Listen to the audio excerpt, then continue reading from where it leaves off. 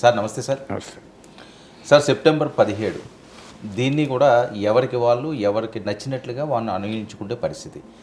విమోచన దినోత్సవం జరుపుతామంటూ బీజేపీ చెప్తుంటే సమైక్యత దినోత్సవం పేరుతో కేసీఆర్ గారు వేడుకలు నిర్వహించారు. ప్రజాపాలన పేరుతో ఉత్సవం నిర్వహించనున్న రేవంత్ సర్కార్. విలీనమా విమోచనమా?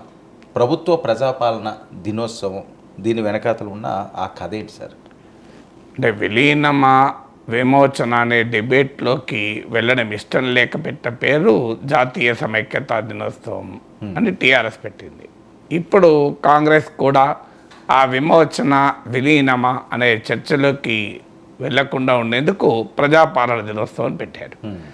మీరు ఏ పేరైనా పిలవండి, సెప్టెంబర్ 17 హైదరాబాద్ గడ్డపైన తెలంగాణ గడ్డపైన ఉన్న ప్రజలకు చారిత్రకమైన దినం.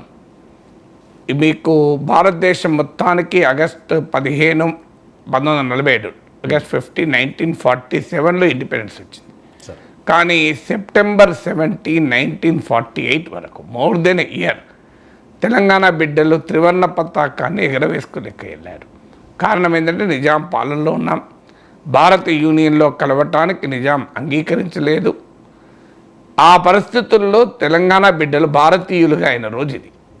అధికారికంగా ఎప్పుడైనా భారతీయులే, కానీ అఫీషియల్గా సెప్టెంబర్ 17, 1948లో స్వతంత్ర భారతదేశంలో తెలంగాణ ప్రజలు ఏకమైన రోజు. ఇంతకన్నా చారిత్రక ప్రాధాన్యత, చారిత్రక ప్రాశస్త్యం ఉన్న రోజు తెలంగాణ ప్రజలకు ఉంటుందా?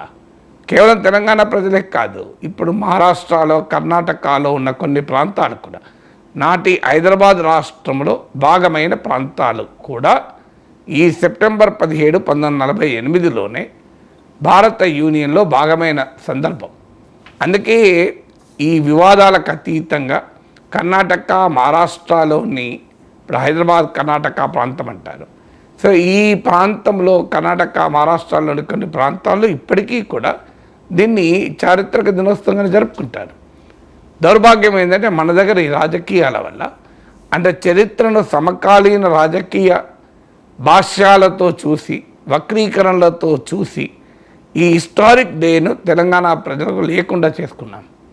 ఎందుకంటే ఈరోజు భారతదేశంలో మనము అధికారికంగా భాగమైన రోజు, భారత జాతీయ పతాకాన్ని ఎగరవేసుకున్న రోజు. ఒక రకంగా తెలంగాణ ప్రజలకు ఇదే స్వాతంత్ర దినోత్సవం. దేశ ప్రజలకు ఆగస్టు 15, 1947 అయినా తెలంగాణ ప్రజలకు సెప్టెంబర్ 17, 1948 స్వాతంత్ర దినోత్సవం. అందువల్ల ఇంతటి హిస్టారికల్ సిగ్నిఫికెన్స్ ఉన్న రోజును అనవసరపు రాజకీయాలకు బలి చేస్తూ వచ్చారు. ఏంటి రాజకీయాలంటే భారతీయ జనతా పార్టీ దీన్ని విమోచన దినోత్సవం ఖాయం చేశారు. ఏంటి విమోచన? బీజేపీ వాళ్ళ నరేటివ్ ఏంటంటే నిజాం ముస్లిం రాజు, ముస్లిం రాజులకు వ్యతిరేకంగా హిందూ ప్రజలు తిరగబడి విముక్తి పొందారు అన్నది బీజేపీ నరేటివ్.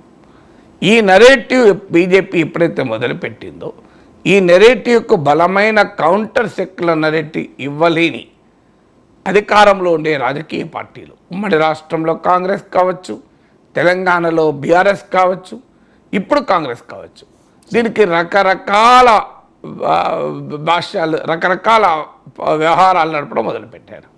సో ఉమ్మడి రాష్ట్రంలో ఎక్కడ దీన్ని విమోచన అని అనకూడదు కనుక, విమోచన అంటే ముస్లిం ఓట్లు పోతాయేమో, హిందూ ముస్లిం డివైడ్గా మారింది కనుక దీనికి ఏ ప్రాధాన్యత ఇవ్వకుండా పక్క పెట్టారు. తెలంగాణ వచ్చాక కూడా మళ్ళీ ఎంఐఎంతో ఉన్న మైత్రి, ముస్లిం ఓట్లు పోతాయనే యాంగిల్లో భారతీయ జనతా పార్టీ ఒక రకంగా చరిత్రను మతం కోణంలో వ్యాఖ్యానిస్తే దానికి కౌంటర్ చేయాల్సిన రాజకీయ పార్టీలు కాంగ్రెస్ కానీ టీఆర్ఎస్ కానీ దానికి వంత పాడుతూ ముస్లిం ఓట్లు పోతాయంటూ ఈ హిస్టారిక్ డేను తెలంగాణ ప్రజలకు లేకుండా చేశారు. ఇక ఎన్నికలకు ముందు 2022కి వచ్చే వరకు ఈ విమోచన అనే నెరేటివ్ బలపడింది. బీజేపీ బలపడడం మొదలైంది. ఎక్కడ ఇది తమ మెడకు చుట్టుకుంటుందేమని భయపడిన కేసీఆర్ ప్రభుత్వం దీన్ని గుర్తిస్తూ విమోచన విలీనము అనకుండా జాతీయ సమైక్యతా దినోత్సవము అని దీనికి ఒక కొత్త పేరు పెట్టి జరిపించారు. కేసీఆరే కాదు, కేసీఆర్ మిత్రుడు ఓవైసీ కూడా మొదటిసారిగా దీన్ని నేషనల్ ఇంటగ్రేషన్ డేగా ఎంఐఎం కూడా జరపడం మొదలుపెట్టింది. ఇప్పుడు కేసీఆర్ దీనికి జాతీయ సమైక్యతా దినోత్సవం పేరు పెట్టాడు కనుక ఆ పేరు పెట్టడం ఇష్టం లేక దీన్ని విలీన దినోత్సవం జరపడితే మళ్ళీ బీజేపీ విమోచన వర్సెస్ విలీనం అనే చర్చ వస్తుంది, ఎక్కడ మళ్ళీ ముస్లిం ఓట్లు పోతాయన్న అనుమానంతో ఇప్పటి కాంగ్రెస్ ప్రభుత్వం కూడా ఆ డిబేట్లోకి వెళ్లకుండా దీన్ని ప్రజాపాలన దినోత్సవం వీళ్ళు పేరు పెట్టారు. మీరు ఏ పేరైనా పెట్టండి, ఇది విలీన దినోత్సవమా కాదా? మరి నిజంగా ఇది విలీనమా విమోచన? ఇదొక చర్చ. మరి విమోచన అంటే ఇది హిందూ ప్రజలకు ముస్లిం రాజుకు వ్యతిరేకంగా జరిగింది కాదు. ఇది తెలంగాణ గడ్డ పైన హిందూ ముస్లిం ఇష్యూ కాదు. అది తెలంగాణ గడ్డ పైన జరిగిన పోరాటం హిందూ ముస్లిం పోరాటం అయితే షోయబుల్లా ఖాన్ చేతులు ఎందుకు రజాకర్లు నరికేస్తారు? మరి ఆయన ముస్లిమే కదా. ఆయన నిజాంకు వ్యతిరేకంగా రజాకర్ల అకృత్యాలకు వ్యతిరేకంగా రాసినటువంటి రచనలకు కాను ఆయనను బహిరంగంగా హెచ్చరించి చేతులు నరికేస్తారు షోయబుల్లా ఖాన్ను. మరి ఆయన చేతులు ఎందుకు నరికేశారు? మగ్దూమ్ మొయినుద్దీన్ ఎవరికి వ్యతిరేకంగా పోరాడాడు? మరి హిందూ భూస్వాములంతా ముస్లిం రాజుకు అనుకూలంగానే ఉన్నారు కదా. హిందూ భూస్వాములు, హిందూ జాగీర్దారులు, హిందూ జమీందారులు అందరూ కూడా ఆ రోజు నిజాం పంచన చేరారు. అంటే ఇది రాచరికానికి భూస్వామ్యానికి వ్యతిరేకంగా జరిగిన ఒక చారిత్రక పోరాటం ఇది. సో రాచరికానికి భూస్వామ్యానికి వ్యతిరేకంగా భూమి కొరకు, భుక్తి కొరకు, వెట్టి చాకిరి నుంచి విముక్తి కొరకు జరిగినటువంటి ఒక మహత్తర ప్రజా పోరాటం ఇది. తెలంగాణ సాయుధ రైతాంగ పోరాటం భారతదేశ చరిత్రలో ఒక పెద్ద అధ్యాయం. అది తెలంగాణ సాయుధ పోరాటం వల్లనే భూమి అనే సమస్య భారత ప్రభుత్వ విధానాల్లోకి వచ్చింది. నెహ్రూ ప్రభుత్వం అనివార్యంగా ల్యాండ్ రిఫార్మ్స్ అమలు చేయాల్సి వచ్చింది. ఈ భూమి అనే అంశం ప్రపంచంలోనే మీరు కష్టజీవుల ఉద్యమాల చరిత్రలు కనుక చదివితే తెలంగాణ సాయుధ రైతాంగ పోరాటానికి అంతటి ప్రాధాన్యత ఉంటుంది. అన్ఫార్చునేట్లీ ఆ పోరాటానికి కమ్యూనిస్టు నాయకత్వం ఇచ్చారు కనుక, దేశంలో రాష్ట్రంలో కాంగ్రెస్ ప్రభుత్వాలు పాలించాయి కనుక ఈ చరిత్రను ఇప్పటిదాకా ప్రజలకు చెప్పడానికి ఇష్టపడలేదు. కానీ చరిత్రే కదా. మీరు ఏ తెలంగాణలోని ఏ గ్రామానికైనా వెళ్ళండి, తెలంగాణలోని ఏ గ్రామానికైనా వెళితే మీకు ఆ ఆనవాళ్ళు ఇప్పటికీ కూడా కనబడతాయి కదా. సో ఇప్పటికీ కూడా ప్రజలు బండినక్క బండి కట్టి 16 బండ్లు కట్టి ఏ బండిల వస్తావు కొడుక నైజాము సర్కరోడా నా జీల మించినోడా అని పాడబడారు కదా. చుట్టుముట్టు సూర్యపేట నటనడుమా నల్లగొండ గోల్కొండా కిలా కింద నీ గోరి కడతాం కొడుకు నైజాము సర్కరోడా అని పాటలు పాడుకున్నారు కదా. ఇది నిజం కదా. పాంచందర కాల్మక్తా అన్న పేద రైతాంగం తుపాకీ పట్టుకొని మరఫిరంగులై పోరాడిన నేల ఇది. నా తెలంగాణ కోటి రతనాల వీణాన్ని దాశరథి ఎందుకు కీర్తించారు దీన్ని? సో అందువల్ల అంతటి మహత్తర పోరాట స్వభావాన్ని మార్చి దాన్ని ఇప్పుడు హిందూ ముస్లిం ఇష్యూగా ప్రజెంట్ చేసి రాజకీయంగా లాభపడాలని బీజేపీ చేస్తుంది. సో అక్కడ జరిగిన పోరాటం ఏంటి, ఈ జరిగిన చరిత్ర ఏంటి? పోనీ తెలంగాణ సాయుధ రైతాంగ తిరుగుబాటులో ఆర్ఎస్ఎస్కి ఏమైనా సంబంధం ఉందా? బీజేపీ అంటే అప్పుడు లేదు. మరి ఆర్ఎస్ఎస్ నాయకులు ఎవరైనా మీరు ఇప్పటికైనా తీయండి, తెలంగాణ సాయుధ రైతాంగ పోరాటంలో అగ్రభాగాన నిలిచినటువంటి ఏ నాయకుడైనా భారతీయ జనతా పార్టీ నాయకుడిగా ఉన్నారు ఒక్కరు చూపెట్టిన పేరు. బీజేపీ పుట్టిన 40 ఏళ్ళు అయింది కదా. మీకు ఈ 40 ఏళ్లలో భారతీయ జనతా పార్టీలో ఏ నాయకుడు 40 ఏళ్లలో బీజేపీ అగ్ర నాయకులు ఒక 100 పేర్లు తీయండి. ఈ 100లో ఒక్కరైనా తెలంగాణ సాయుధ రైతాంగ పోరాట వీరిలో చూపెట్టండి. మీకు కమ్యూనిస్ట్ నాయకుల పేర్లు తీయండి. భీమిరెడ్డి నరసింహారెడ్డి, మల్లు స్వరాజ్యం సిపిఎం ఎంపీగా ఎమ్మెల్యేగా ఉన్నవారు, మీకు బద్దం ఎల్లారెడ్డి, మీకు రావి నారాయణ రెడ్డి ఉమ్మడి కమ్యూనిస్ట్ పార్టీలో ఎంపీగా ఉన్నవారు, వీళ్ళందరూ కూడా కమ్యూనిస్ట్ నేతలే కదా, తెలంగాణ సాయుధ పోరాట అగ్రనాయకులు కదా వీళ్ళందరూ. అందువల్ల భారతీయ జనతా పార్టీ కానీ ఆర్ఎస్ఎస్ కానీ తెలంగాణ సాయుధ రైతాంగ పోరాట చరిత్రతో సంబంధం లేదు. సంబంధం లేదన్న దానికి ఉదాహరణ ఇదే. మీరు ఇప్పుడు 40 ఏళ్ళుగా బీజేపీ ఉంది కదా, తెలంగాణలో బీజేపీ నాయకులు 100 మంది పేర్లు రాయండి, లిస్ట్ అవుట్ రాయండి. అందులో ఒక్కరైనా తెలంగాణ సాయుధ రైతాంగ పోరాటలో ముందు నిలిచినటువంటి నాయకుడు ఉన్నాడో చూపెట్టండి నాకు. అది ఛాలెంజ్, దాన్ని బట్టి తెలిసిపోతుంది కదా మీకు సంబంధం ఉందా లేదా అని. ఇంకా వేరే అవసరం లేదు. తెలంగాణ సాయుధ రైతాంగ పోరాటంలో అగ్రభాగాన నిలిచిన ఒక్క నాయకుడు కూడా భారతీయ జనతా పార్టీ లేడు. మరి ఎందుకు లేడు? చరిత్రలో ఇప్పుడు 40 ఏళ్ళ చరిత్ర అని చెప్పేది. ఇది 51 వరకు జరిగిన ఉద్యమం కదా. 85లో 90లో ఉండాలి కదా. మరి నిన్నమొన్నటి దాకా మల్లు స్వరాజ్యం గారు ఉన్నారు కదా, నిన్నమొన్నటి దాకా భీమిరెడ్డి నరసింహారెడ్డి గారు ఉన్నారు కదా, రావినారెడ్డి చాలా కాలం ముందు పోయారు. సో అందువల్ల దీనికి ప్రశ్న ఏంటి అంటే తమకు సంబంధం లేని చరిత్రను తమ రాజకీయ దృక్పథంలో ఇమిడ్చుకోవడానికి భారతీయ జనతా పార్టీ చేస్తున్న ప్రయత్నం ఇది.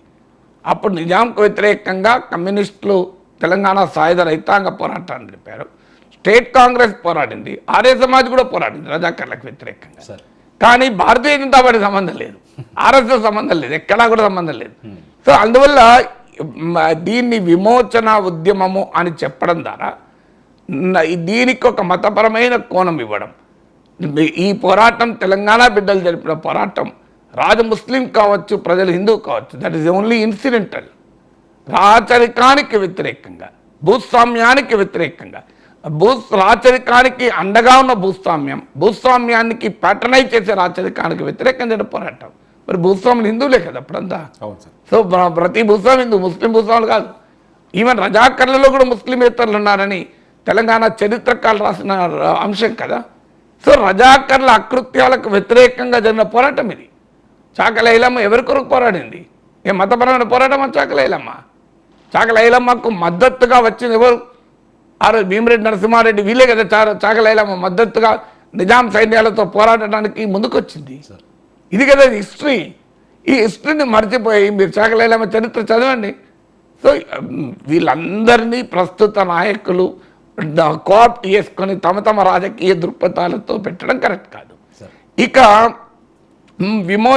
ఇది నిజమైన విమోచన అయితే పోనీ హిందూ ముస్లిం పక్కకు పడదాం. నిజాం నుంచి విముక్తి పొందడానికి విమోచనే జరిగి ఉంటే, పోలీస్ యాక్షన్ జరిగి ఉంటే, ఎందుకంటే సర్దార్ పటేల్ నాయకత్వంలో పోలీస్ యాక్షన్ జరిపి నిజాం నుంచి విముక్తి కలిగించారు, విమోచన కలిగించారని బీజేపీ వాదన. సర్దార్ పటేల్ నాయకత్వంలో పోలీస్ యాక్షన్ జరిగింది. ఎప్పుడు జరిగింది? తెలంగాణ సాయుధ రైతాంగ పోరాటం ఇక ఏ క్షణంలోనైనా నిజాం రాచరికాన్ని గోల్కొండ కిలా కింద గోరీ కట్టే సమయం ఆసన్నమైనప్పుడు సర్దార్ పటేల్ భారత సైన్యాన్ని పంపి నిజాంను లొంగ తీసుకోవడమే కాదు, అప్పటిదాకా తెలంగాణలోని భూమి లేని పేదలు పోరాడి సాధించుకున్న భూముల్ని కూడా మళ్ళీ భూస్వాములు పనిచేయడానికి భారత సైన్యాలు పనిచేశాయి. అందుకే మీకు భారత సైన్యాలు ఎంటర్ అయ్యాక, నిజాం వెళ్ళిపోయాక ఎక్కువ మంది తెలంగాణ బిడ్డలు చనిపోయారు. నిజాంకు వ్యతిరేకంగా జరిగిన పోరాటంలో చనిపోయిన వారి సంఖ్య కన్నా భారత సైన్యాలతో పోరాడి చనిపోయిన వారు ఎక్కువ. భారత సైన్యాల మీద ఎందుకు పోరాడారు తెలంగాణ బిడ్డలు? ఏం భారతదేశం నుంచి మేము వేరుపడతామని పోరాడలే. చాలామందికి ఇదొక తప్పుడు అవగాహన ఉంటుంది. ఇదేదో భారత సార్వభౌమాధికారానికి వ్యతిరేకంగా తెలంగాణ ప్రజలు తిరగబడ్డారని. అది నిజం కాదు. తెలంగాణ ప్రజలు తిరగబడింది ఏంటంటే, మేము భూస్వాములకు వ్యతిరేకంగా మేము పోరాడి భూములు పంచుకున్నాం, 4000 గ్రామాలలో గ్రామ స్వరాజ్యాలు ప్రకటించుకున్నాం. ఈ సాధించిన విజయాల్ని మళ్ళీ మేము పోగొట్టుకోదలుచుకోలేదు. భూస్వాములుగా గ్రామాల నుంచి సాయుధ రైతాంగ పోరాటానికి భయపడి గ్రామాలను వదిలి వెళ్ళిన భూస్వాములు గాంధీ టోపీలు పెట్టుకుని కాంగ్రెస్ నాయకులుగా మళ్ళీ గ్రామాలకు వచ్చారు. వచ్చి వాళ్ళు మళ్ళీ వాళ్ళు సైన్యం అండతో, భారత సైన్యాల అండతో పేదలు పోరాడి సాధించుకున్న భూముల్ని తిరిగి ఆక్రమించుకుంటుంటే, తాము పోరాడి ప్రాణత్యాగాలు చేసి సాధించుకున్న భూముల్ని కాపాడుకునేందుకు తెలంగాణ బిడ్డలు భారత సైన్యాలతో కూడా పోరాడాల్సి వచ్చింది. అది that is unfortunate part of history. 1951 వరకు పోరాడారు. అందుకే తెలంగాణ చరిత్ర సాక్ష్యం కదా. రావినారాయణ రెడ్డికి మొదటి పార్లమెంట్ ఎన్నికల్లో జవహర్లాల్ నెహ్రూ కన్నా ఎక్కువ ఓట్లు వచ్చాయి. జవహర్లాల్ నెహ్రూని మించిన మెజార్టీ వచ్చింది నల్గొండ నుంచి పోటీ చేసిన కమ్యూనిస్ట్ నేత రావినారాయణ రెడ్డికి. ఎలా వచ్చాయి మరి? తెలంగాణ మొత్తం స్వీప్ చేశారు కదా అప్పుడు హైదరాబాద్ రాష్ట్రంలో. సో ఎలా సాధించగలిగారు మరి? తెలంగాణ ప్రజలు భారతదేశానికి వ్యతిరేకంగా పోరాడలేదు, భారత సైన్యాలకు వ్యతిరేకంగా తాము సాధించుకున్న విజయాలను నిలబెట్టుకోలేదు. పోనీ మరి నిజాంను ఏం చేశారు సర్దార్ పటేల్? నిజాంను రాజప్రముఖగా నియమించారు. మరి నిజాంకు వ్యతిరేకంగానే పోలీస్ యాక్షన్ జరిగి ఉంటే, నిజాం రజాకర్ల అకృత్యాలను అంతం చేయడానికి పోలీస్ యాక్షన్ జరిగి ఉంటే, పోలీస్ యాక్షన్ విజయవంతమయ్యాక నిజాం ఎక్కడ ఉండాలి? జైల్లో ఉండాలి కదా. నిజాం జైలు శిక్ష విధించాలి కదా. మరి నిజాం పైన విచారణ జరపాలి కదా ఈ అకృత్యాలపైన. ఎందుకు జరపలేదు మరి? నిజాం తీసుకెళ్ళి రాజప్రముఖ అంటే గవర్నర్ హోదా, మీకు రాజప్రముఖ గవర్నర్ హోదా ఇచ్చారు కదా నిజాంకు.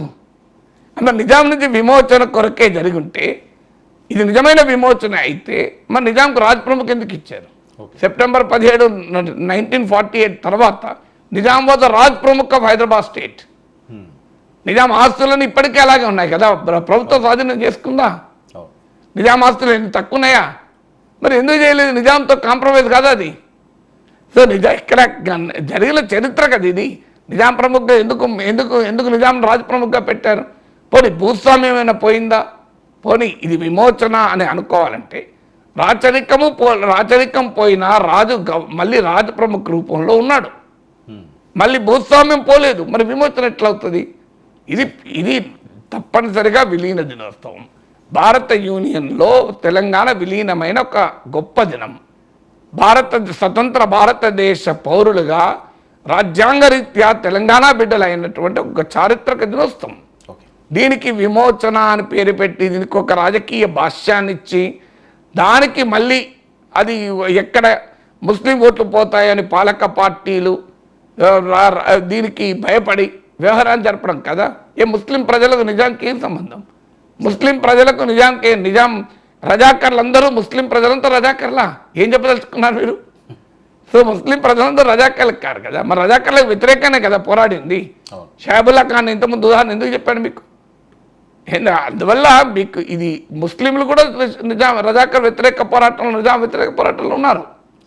అందువల్ల దీనికి ఒక రిలీజియస్ క్యారెక్టర్లో దీని భాష్యం చెప్పేటువంటి ఒక ప్రయత్నం భారతీయ జనతా పార్టీ చేస్తే, లౌకిక పార్టీలుగా చెప్పబడే రాజకీయ పార్టీలు పాలక పార్టీలు కూడా ఆ భాష్యానికి భయపడి దీనికి ఈ చారిత్రక దినోత్సవాన్ని తెలంగాణ ప్రజలు లేకుండా చేసి దీన్ని రకరకాల పేర్లు మార్చి జరపడం. ప్రజాపాలన దినోత్సవం జరపడాన్ని తప్పని నేను అంటలేదు, జరపచ్చు, అభ్యంతరం ఏం లేదు.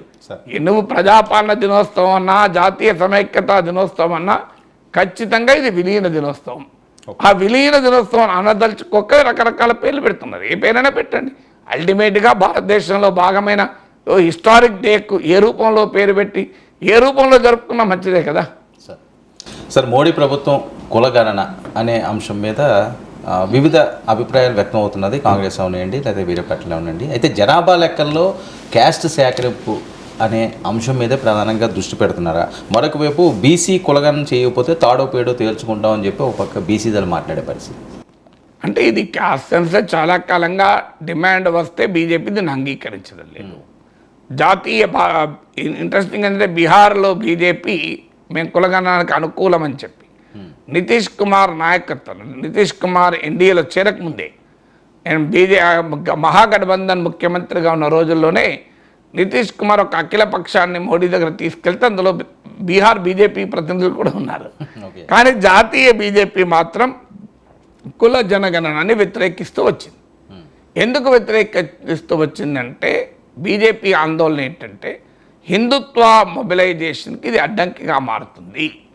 దేశంలో ఎప్పుడు కూడా మండల్ వచ్చినప్పుడల్లా కమండల్ పాలిటిక్స్ వెనక్కిపోయాయి, మండల్ వచ్చినప్పుడల్లా మందిర్ పాలిటిక్స్ వెనక్కిపోయాయి.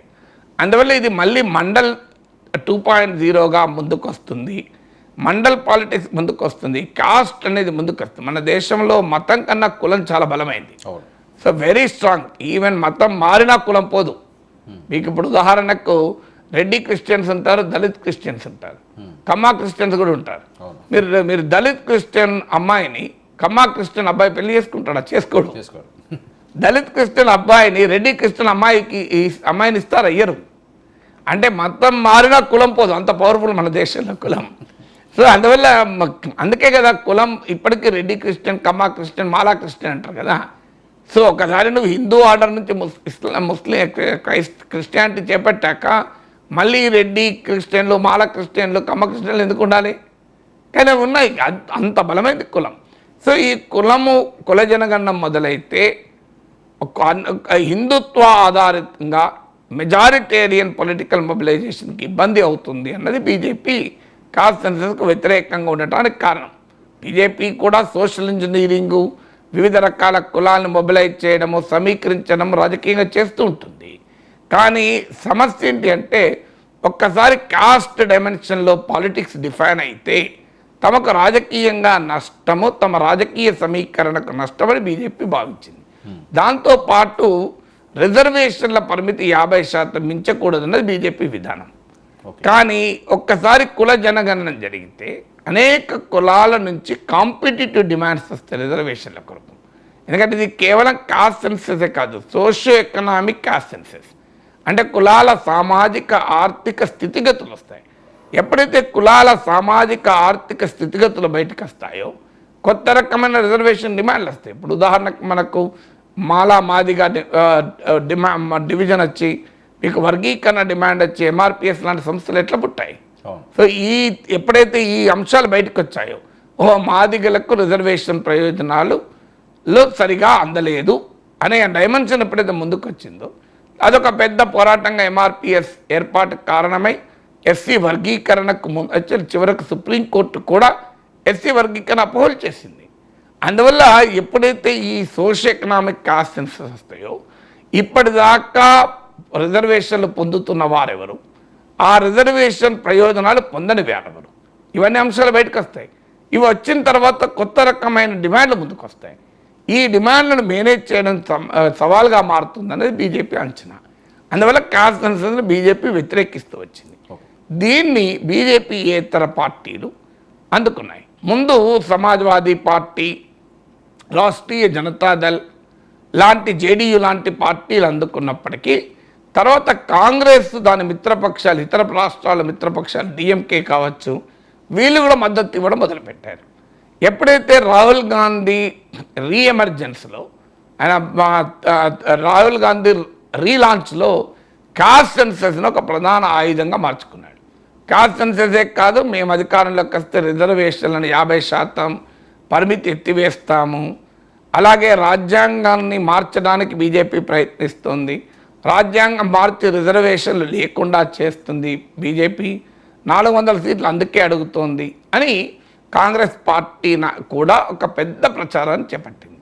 సో ఇండియా కూటమి చేపట్టిన ఈ ప్రచారం 2024 ఎన్నికల్లో స్పష్టంగా సానుకూల ఫలితాలు ఇచ్చింది. మీకు అది ఉత్తరప్రదేశ్, రాజస్థాన్, హర్యానా, మహారాష్ట్ర ఈ అన్ని ప్రాంతాల్లో మీరు చూడండి, బీజేపీ దెబ్బతినడానికి, బీజేపీ సొంతగా మెజారిటీ రాకుండా ఉండటానికి కాస్ట్ అనే అంశం ఒక కీలక అంశంగా మారింది. అందుకే కాంగ్రెస్ పార్టీ తన ఎన్నికల మేనిఫెస్టోలకు కూడా మేము అధికారంలోకి వస్తే దేశవ్యాపిత కాస్ట్ సెన్సెస్ జరుపుతామని కూడా ప్రకటించింది. సో ఎప్పుడైతే కాస్ట్ సెన్సెస్ అనేది ఒక పొలిటికల్ ఛాలెంజ్గానే కాదు, సోషల్ ఛాలెంజ్గా కూడా మారింది. అంటే కాస్ట్ సెన్సెస్ జరిపితే తమ హిందుత్వ మొబిలైజేషన్కు ఛాలెంజ్ ఏర్పడుతుంది అనుకున్న బీజేపీ ఆర్ఎస్ఎస్ పరివారానికి జరపకపోవడం కూడా ఛాలెంజ్గా మారడం మొదలుపెట్టింది. ఎందుకంటే అనేక కులాల నుంచి ఒత్తిడి మొదలైంది. ఏంటి మీరు ఎందుకు జరపరు కుల జనగణనం అని? ఇప్పటిదాకా మనం అంతా హిందువులో ఉన్నాం, సంతోషం, మరి మా సంగతి ఏంటి, మేము ఇంకా వెనకబడ్డాం కదా. ఈ డిమాండ్ ఎప్పుడైతే మారిందో ఆర్ఎస్ఎస్ తన అభిప్రాయాన్ని మార్చుకొని మేము కుల జనగణనానికి వ్యతిరేకం కాదు, అయితే ఇది అభివృద్ధి కొరకు, సంక్షేమం కొరకు, పాలనా ప్రయోజనాలు, బెనిఫిట్స్ ఆఫ్ గవర్నమెంట్ వెళ్ళటానికి ఉపయోగించుకోవాలి తప్ప రాజకీయాలకు ఉపయోగించుకోకూడదు అని ఒక సూత్రం చెప్పి ఆర్ఎస్ఎస్ ఇటీవల కేరళలో జరిగిన ఆర్ఎస్ఎస్ సమన్వయ బైఠక్, ఆర్ఎస్ఎస్ బీజేపీల సమన్వయ సమావేశంలో తొలిసారిగా కాస్ట్ సెన్సెస్ అనుకూల స్టాండ్ ఆర్ఎస్ఎస్ తీసుకుంది. ఎప్పుడైతే ఆర్ఎస్ఎస్ఏ కాస్ట్ అనుకూల స్టాండ్ తీసుకున్న తర్వాత ఇక భారతీయ జనతా పార్టీ మరో ఆప్షన్ లేదు. ఎందుకంటే కాంగ్రెస్ డిమాండ్ చేస్తోంది, ఇండియా కూడా డిమాండ్ చేస్తోంది, తమ పార్టీ మిత్రపక్షాలైన జేడీయూ డిమాండ్ చేస్తోంది, చివరకు తమకు సైద్ధాంతిక స్ఫూర్తినిచ్చే ఆర్ఎస్ఎస్ కూడా ఈ డిమాండ్ అంగీకరించాక ఇక మోడీ ప్రభుత్వానికి ఆప్షన్ ఉంటుందా? అందువల్ల మోడీ ప్రభుత్వం కాస్ట్ సెన్సెస్ పై కూడా యూటర్న్ సిద్ధపడింది. ఇప్పటికే లాటరల్ ఎంట్రీ పైన జేడీయూ, ఎల్జేపీ లాంటి పార్టీలు ఇవి రిజర్వేషన్లను దెబ్బతీస్తున్నాయని తీవ్రంగా విమర్శిస్తే మోడీ ప్రభుత్వం వెనక్కిపోయింది. అలాగే క్యాపిటల్ గెయిన్స్ పైన బడ్జెట్ ప్రతిపాదనలు చేస్తే దానిపైన మిడిల్ క్లాస్ నుంచి బాగా వ్యతిరేకత వచ్చింది. మిడిల్ క్లాస్ తమ ఓటర్ బేస్ కనుక బీజేపీ ఆ విషయంలో వెనక్కిపోయింది. అలాగే వక్ఫ్ అమెండ్మెంట్ యాక్ట్ పైన చర్చ జరిగితే తమ పార్టీలోని తమ ఎన్డీఏలోని మిత్రపక్షాలైన జేడీయూ, టీడీపీ, ఎల్జేపీ లాంటి పార్టీలు అభ్యంతరాలు చెప్పే వరకు అనివార్యంగా పార్లమెంటు జేపీసీకి వక్ఫ్ అమెండ్మెంట్ యాక్ట్ రెఫర్ చేశారు. సో ఇప్పుడు రేపో మాపో అగ్నివీర్ని కూడా మీరు వెనక్కన్నా తీసుకుంటారు, మారుస్తారు. ఎందుకంటే అగ్నివీర్పై కన్నా జేడీయూ నుంచి తీవ్రమైన వ్యతిరేకత వస్తుంది. ఇలా ఒక్కొక్క అంశం పైన మోడీ ప్రభుత్వం యూటర్న్ మొదలైంది. సో అందులో ఇప్పుడు లేటెస్ట్ యూటర్న్ ఏంటంటే caste census. So caste census పై కూడా మోడీ ప్రభుత్వం యూటర్న్కి సిద్ధపడుతుందని క్లియర్గా అర్థమవుతుంది. ఓకే, సార్, భాజపా ప్రస్థానాన్ని మనం చూసాం. చాలా తక్కువ స్థాయి నుంచి ఈరోజు హ్యాట్రిక్ స్థాయికి వెళ్ళిన నేపథ్యం. అయితే ఈ సక్సెస్కి బీజేపీ కలిసి వస్తున్న అంశాలు ఏంటి? ఎప్పటికప్పుడు వ్యూహాలు మార్చుకోవడం, ముందుకు సాగడం, సరికొత్త సమీకరణలు, విధానాలే ఈ సక్సెస్ కారణం అనుకోవచ్చా? తప్పనిసరిగా ఇప్పుడు మీకు ఇవాళ నరేంద్ర మోడీ జన్మదినం కూడా. So Bharatiya Janata party, RSS, మీకు హిస్టారికల్ కంపారిజన్ చెప్తాను. సార్, దేశంలో ఆర్ఎస్ఎస్, కమ్యూనిస్ట్ పార్టీలు దాదాపు ఒకే సమయంలో ఏర్పడ్డాయి. అంటే ఇయర్ ఎగ్జాక్ట్లీ ఒక ఇయర్ అంటలేను నేను, ఆల్మోస్ట్ సేమ్ టైం. ఇప్పుడు శత జయంతి జరుపుకోబోతుంది ఆర్ఎస్ఎస్ కూడా నెక్స్ట్ ఇయర్. కానీ మీరు ఆర్ఎస్ఎస్ ఒకప్పుడు సమాజంలో ఏ కొద్ది మంది బాగా హిందుత్వ భావజాలం ఎక్కిన కొద్ది మందికి పరిమితం. మెయిన్ స్ట్రీమ్ సొసైటీలో ఆర్ఎస్ఎస్ లేదు. ఓకే. కానీ ఇవాళ ఆర్ఎస్ఎస్ మెయిన్ స్ట్రీమ్ ఆర్గనైజేషన్ అయిపోయింది. ఆర్ఎస్ఎస్ కార్యకర్త దేశ ప్రధాని అయ్యారు. అనేక రాష్ట్రాల ముఖ్యమంత్రులు ఇవాళ ఆర్ఎస్ఎస్ నేపథ్యం ఉన్నవాళ్ళు. కమ్యూనిస్ట్ పార్టీ ఏమో బలహీనపడుతూ వచ్చింది. ఒకప్పుడు ఉన్న బలం కమ్యూనిస్ట్ పార్టీకి ఇప్పుడు లేదు. రోజు రోజుకు కమ్యూనిస్ట్ పార్టీ బలం తగ్గుతూ వచ్చింది. So it's a very interesting political comparison.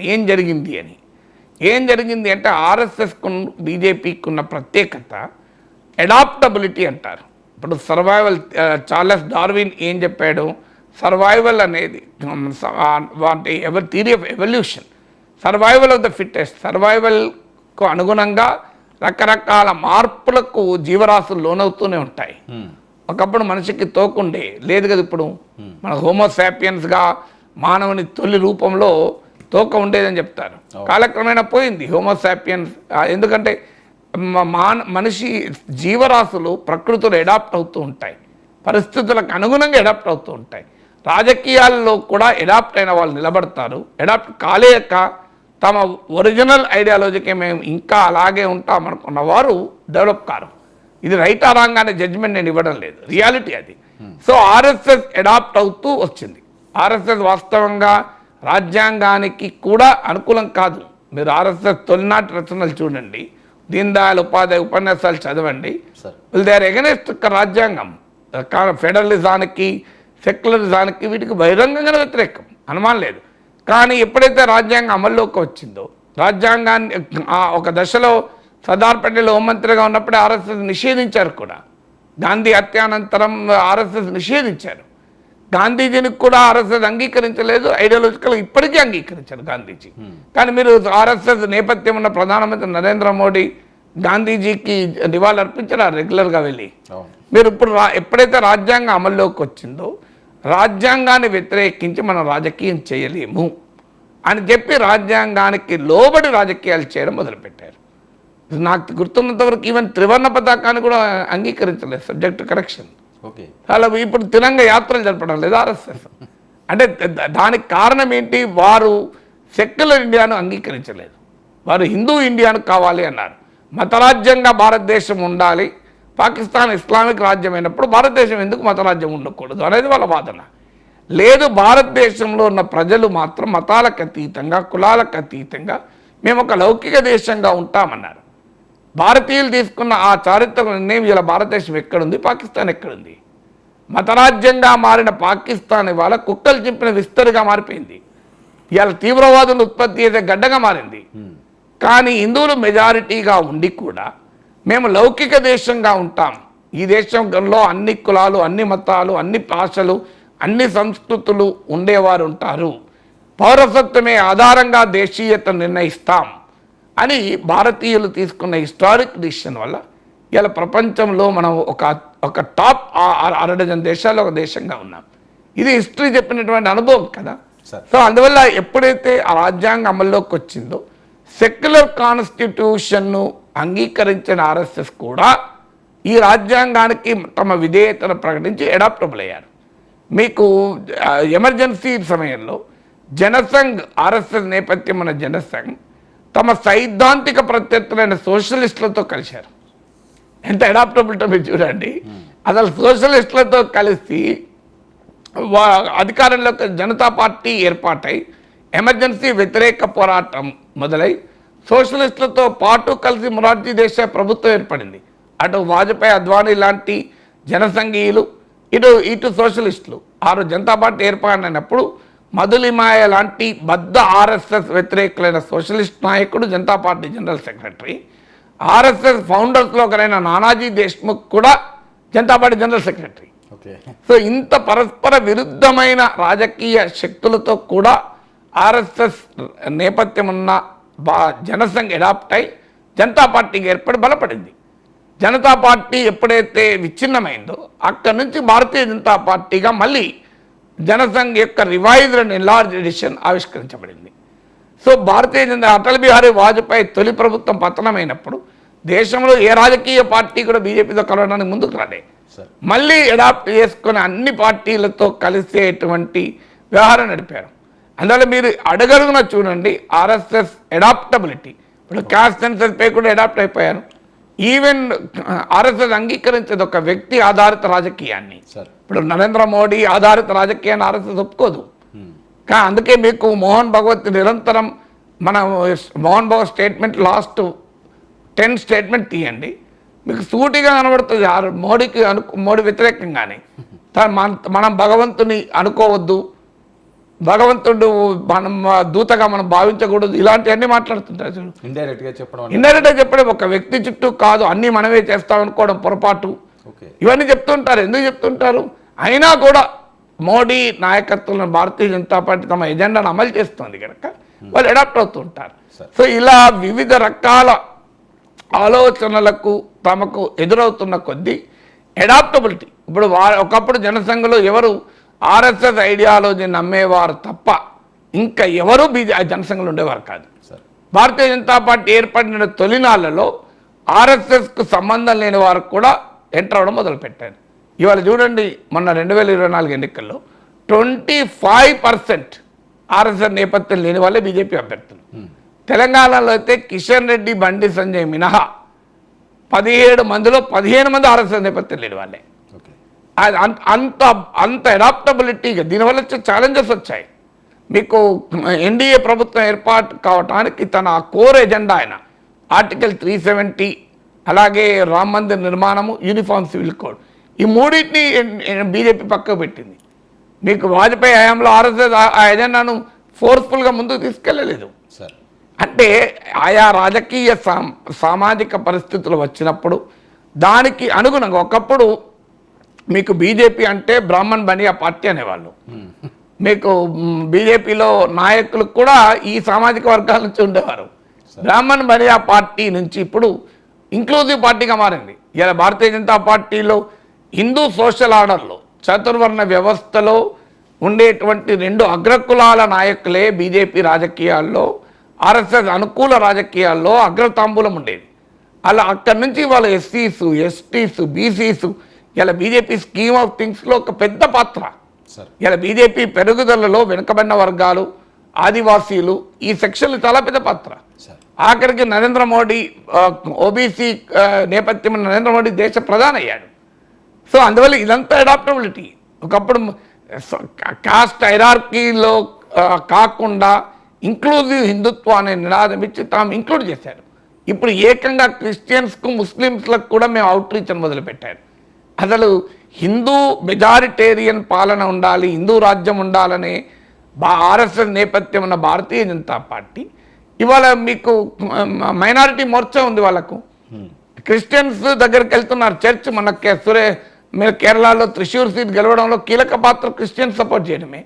North ఈస్ట్లో క్రిస్టియన్ ఓట్లు సపోర్ట్ చేయడం, పాస్మండా సమాజ్ అని ముస్లింలు ఉన్న వెనుకబడిన ముస్లింల దగ్గరికి వెళ్తున్నారు. ఈ అడాప్టబిలిటీ వల్ల ఖచ్చితంగా ఆర్ఎస్ఎస్ బీజేపీ విస్తరించడం మాట నిజం. సో రాజకీయాల్లో లేదు మా ఐడియాలజికల్ ప్యూరిటీ కట్టుబడి ఉంటాం, మేము కాంప్రమైజ్ కాము అనుకున్నప్పుడు ఎలక్టోరల్గా ఇప్పుడు నష్టపోయారు. ఇప్పుడు మీకు 2008లో యూపీఏ ప్రభుత్వానికి వామపక్షాలు మద్దతు ఇచ్చాయి. ఆ రోజుల్లో పార్లమెంట్లో 60కి పైగా లెఫ్ట్ ఎంపీలు ఏం చేశారు? భారత అమెరికా అణు ఒప్పందం మన్మోహన్ సింగ్ ప్రభుత్వం తీసుకుంది. ఇది ఏమీ భారత ప్రజలకు ప్రత్యక్షంగా రేపొద్దున ఇచ్చే సమస్య కాదు.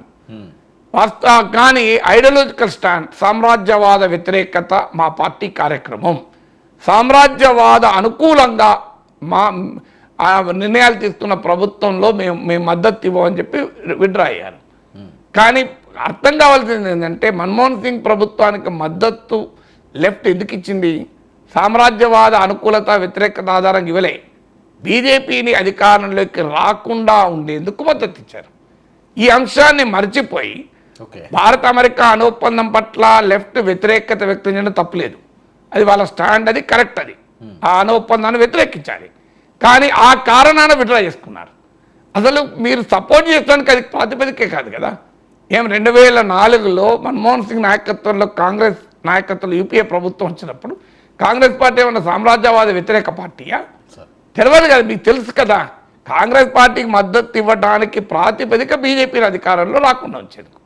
ఆ ప్రాతిపదికను మర్చిపోయి 2008లో తమ ఐడియాలజికల్ కారణాలు, ప్రజలతో సంబంధం లేని, ప్రత్యక్ష సంబంధం లేని, ప్రజల భావోద్వేగాలతో సంబంధం లేని ఒక ఐడియాలజికల్ కారణాన్ని రీత్యా విడ్రా అయ్యారు. మీరు గమనించండి, ఆ తప్పు ఇప్పటికీ వామపక్షాలు వెంటాడుతున్నాయి. ఈవెన్ టుడే ఇవాళ వామపక్షాలు 5-6 సీట్లకు పరిమితమయ్యారు.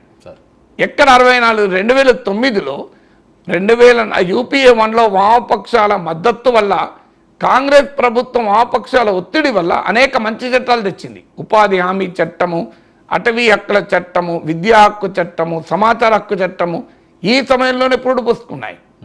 అలాంటి దాని ప్రయోజనాలు కాంగ్రెస్ పార్టీ పొందింది. 2004తో పోలిస్తే 2009 ఎన్నికల్లో కాంగ్రెస్ పార్టీకి ఎక్కువ సీట్లు వచ్చాయి. కానీ సామ్రాజ్యవాద వ్యతిరేకత అనే ఒక ఐడియాలజికల్ అంశం పైన విడ్రా అయిన వామపక్షాలు అడ్రస్ లేకుండా పోయాయి. మీరు ఈ పొరపాటు వామపక్షాలు చేయడం ఇప్పటికీ కూడా కోలుకోలేకపోతున్నారు. చూడండి, మీరు 15 ఏళ్ల తర్వాత కూడా వామపక్షాలు కోలుకోలేకపోయారు. బీజేపీ అధికారంలోకి 2014 వచ్చే వరకు. అంటే మీరు 2004లో బీజేపీని అధికారంలో రాకుండా ఉంచేందుకు నిర్ణయం తీసుకొని కాంగ్రెస్కు మద్దతు ఇచ్చి మధ్యలో ప్రత్యామ్నాయం లేనప్పుడు విడ్రా చేసుకున్నారు. అది ఎవరికి లాభమైంది? బీజేపీ లాభమైంది. 2014 నుంచి ఇప్పటి వరకు తిరుగులేని శక్తిగా బీజేపీ అధికారంలోకి వచ్చింది. అందువల్ల వామపక్షాలు తీసుకున్న ఒక ఐడియాలజీ పేరిట, ఐడియాలజికల్ ప్యూరిటీ పేరిట పొలిటికల్ ప్రాగ్మాటిజం చూపకపోవడం వల్ల జరిగిన నష్టం కదా. ఇందుకు భిన్నంగా భారతీయ జనతా పార్టీ, ఆర్ఎస్ఎస్ ఎప్పటికప్పుడు పొలిటికల్గా ఫ్లెక్సిబుల్గా ఉండడం వల్ల, ఐడియాలజికల్గా కూడా ఫ్లెక్సిబుల్గా ఉండడం వల్ల తమ కోర్ ఐడియాలజీని కమిట్ అవుతూనే పరిస్థితులకు అనుగుణంగా అవసరమైనప్పుడు కాస్త పట్టు విడుపులు అనుసరించింది. విచిత్రం ఏంటంటే ఇది లెనినే చెప్పాడు, ఒక్క అడుగు వెనక్కి 2 అడుగులు ముందుకేస్తానికి అని. ఇది లెనిన్ సూత్రం. లెనిన్ సూత్రాలు వామపక్షాలు అమలు చేయలే, ఒక రకంగా ఆర్ఎస్ఎస్ అమలు చేసింది. లెనిన్ చెప్పాడు, ఒక్క అడుగు వెనక్కి 2 అడుగులు ముందుకేస్తానికి అని. ఏమి భారత అమెరికా అణుఒప్పందం విషయంలో ఒక్క అడుగు వెనక్కేసి మేము వ్యతిరేకిస్తాం, అయినా మద్దతు ఉపసంహరించుకోం, ఎందుకంటే మద్దతు ఇవ్వడానికి ఇది ప్రాతిపదిక కాదు అని ఒక అడుగు వెనక్కేస్తుంటే 2 అడుగులు ముందుకేసేవాళ్ళు వామపక్షాలు. అందువల్ల లెనిన్ చెప్పిన ఒక్క అడుగు వెనక్కు 2 అడుగులు ముందుకు అన్న సూత్రాన్ని ఆర్ఎస్ఎస్ ఆమోదించింది. వాజ్పేయి ప్రభుత్వం ఉన్నప్పుడు ఒక్క అడుగు వెనక్కేసి తమ కోర్ ఎజెండా పక్కకు పెట్టారు. ఆర్టికల్ 370, ఉమ్మడి పౌరస్మృతి, అలాగే గ్రామ మందిరం. ఇప్పుడు కూడా చూడండి, ఒక్క అడుగు వెనక్కేస్తున్నారు. తమ రాజకీయ ఎజెండా అయినా ఉమ్మడి పౌరస్మృతి మార్చేసుకుని సెక్యులర్ సివిల్ కోడ్ అంటున్నాడు మోడీ. క్యాస్ట్ సెన్సస్కి అంగీకారం అంటున్నాడు. ఎందుకు? 2 అడుగులు ముందుకే వాళ్ళన్న ఆలోచనతో చేస్తున్నారు. అందువల్ల లెనిన్ చెప్పిన సూత్రాన్ని ఆర్ఎస్ఎస్, బీజేపీ అమలు చేస్తోంది, లెఫ్ట్ అమలు చేయలేదు. అందుకే లెఫ్ట్ బలహీనపడుతోంది, బీజేపీ బలపడుతోంది. అంటే మరొక కీలక అంశం సార్, ఈరోజు కమ్యూనిస్టులకి అసలు తీరని దెబ్బ తగిలిందని అనుకోవచ్చు. ఎందుకంటే ఒక టవరింగ్ పర్సనాలిటీని కోల్పోయే పరిస్థితి ఏచూరి గారు మరణం అన్నది. సో ఏచూరి వారసుడు ఎవరు? మళ్ళీ ఈ కమ్యూనిస్టులను ఉన్న లేకపోతే సిపిఎంలో ఉన్న గాడిని పెట్టే అంత పవర్ఫుల్ పర్సన్ ఉన్నారా? ముఖ్యంగా వినిపించేది ఏంటంటే మైనారిటీలో పట్టు పెంచుకునేందుకు బెంగాల్ సిపిఎం కార్యదర్శి మహమ్మద్ సలీంకు బాధ్యతలు అప్పగిస్తారని చెప్పి ఒక టాక్ నడుస్తుంది. వాస్తవం కమ్యూనిస్టు రాజకీయాల్ని, ఆ మాటకొస్తే భారత రాజకీయాల్ని దగ్గరగా చూసిన వ్యక్తిగా, కమ్యూనిస్టులు కులం ఆధారంగానో, మతం ఆధారంగానో, ప్రాంతం ఆధారంగానో పార్టీ నాయకత్వాన్ని ఎంచుకోరు. అది జరగని పని.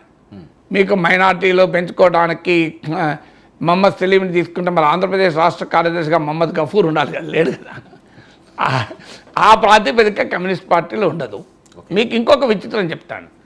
భారతదేశంలో కమ్యూనిస్ట్ పార్టీ సిపిఎం ఎక్కడ బలంగా ఉంది? 2 రాష్ట్రాలు, గతంలో బెంగాల్, ఇప్పుడు కేరళ. ఈ 2 బెంగాల్కు చెందిన ఏ ఒక్క నాయకుడు ఇప్పటి వరకు సిపిఎం జనరల్ సెక్రటరీ కాలేదు. ఈవెన్ బెంగాల్లో సిపిఎం 34 ఏళ్ల పాటు ప్రభుత్వంలో ఉన్న సమయంలో కూడా బెంగాల్కి చెందిన నాయకుడు జనరల్ సెక్రటరీ కాదు. మీకు అది ప్రత్యేకత సిపిఎంది. కేరళ నుంచి ఒక్క ఈఎంఎస్ నంబూదిరిపాతే ఇంతవరకు. అఫ్కోర్స్ ప్రకాష్ కరత్ కూడా ఢిల్లీ బేస్. ఎందుకు మరి అంటే మీరు ఇప్పటివరకు చూడండి, సిపిఎం తొలి ప్రధాన కార్యదర్శి పుచ్చలపల్లి సుందరయ్య గారు తెలుగువారు. అప్పుడంటే పోనీయండి, తెలుగునాట కూడా కమ్యూనిస్టులు బలంగా ఉన్నారు. తర్వాత ఎవరు మీరు? హర్కిషన్ సింగ్ సూర్జిత్, పంజాబ్లో సిపిఎం బలంగా ఉందా? సీతారాం యేచూరి, ప్రకాష్ కర్ వీళ్ళిద్దరూ ఢిల్లీ బేస్. వాళ్ళు ఆంధ్ర తెలుగు వాళ్ళు కేరళ వాళ్ళని చెప్పలేం కదా. సో వీళ్ళు ఢిల్లీ బేస్. మరి ఢిల్లీలో సిపిఎం బలంగా ఉందా? సిపిఎం అనే బెంగాలీలు ఇంతవరకు బెంగాలీ రాలే సిపిఎం జనరల్ సెక్రటరీగా. చాలామందికి ఆశ్చర్యం వేస్తుంది. బెంగాలీకి చెందిన నాయకుడు ఎవరు? చాలా టవరింగ్ లీడర్ జ్యోతి బాసు, ప్రమోద్ దాస్ గుప్తా అలాంటి పెద్ద పెద్ద నాయకులు ఉంటాయి కదా, వాళ్ళు ఎవరు కాలే కదా. అందువల్ల కులం ఆధారమో, మతం ఆధారమో, రాష్ట్రమో, ప్రాంతమో, భాష, పురుషుడా, స్త్రీయా, ఈ ప్రాతిపదిక పైన సిపిఎం నాయకత్వాన్ని ఎన్నుకోరు. మొదటి పాయింట్. రెండవది, సిపిఎం లేదా కమ్యూనిస్టు పార్టీలో ఉమ్మడి నాయకత్వం ఉంటుంది. వాళ్ళు జనరల్ సెక్రటరీ మిగతా రాజకీయ పార్టీలకు ఇప్పుడు బీఆర్ఎస్లో కేసీఆర్ ఏం చెప్తుంది, ఈవెన్ బీజేపీలో కూడా ఒకప్పుడు లేదు, ఐడియాలజికల్గా ఉండేవారు. ఇప్పుడు ఆ బీజేపీలో కూడా మోడీ ఏం చెప్తుంది, మీకు ప్రాంతీయ పార్టీల్లో నాయకుడు ఏం చెప్తుంది, కాంగ్రెస్లో రాహుల్ గాంధీ ఏం చెప్తుంది ఫైనల్ కదా. కానీ కమ్యూనిస్ట్ పార్టీ అట్లుండదు. మీకు ఉదాహరణ ఇంకోటి కూడా చెప్తాను.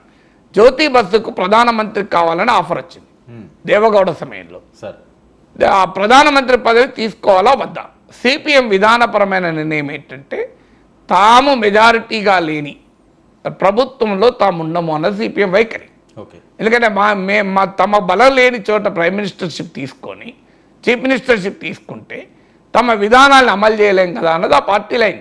అది సరైనదా కాదా ఎవరి అభిప్రాయాలు వాళ్ళకు ఉండొచ్చు. నా అభిప్రాయం జ్యోతి బసు ప్రధానమంత్రి పదవి తీసుకోవాల్సి ఉండే కమ్యూనిస్ట్ సిపిఎం అంటే కమ్యూనిస్ట్ పార్టీ అంటే భారతంలోని ప్రజలకు అత్యధిక ప్రజలకు వెళ్ళడానికి ఉపయోగపడేది.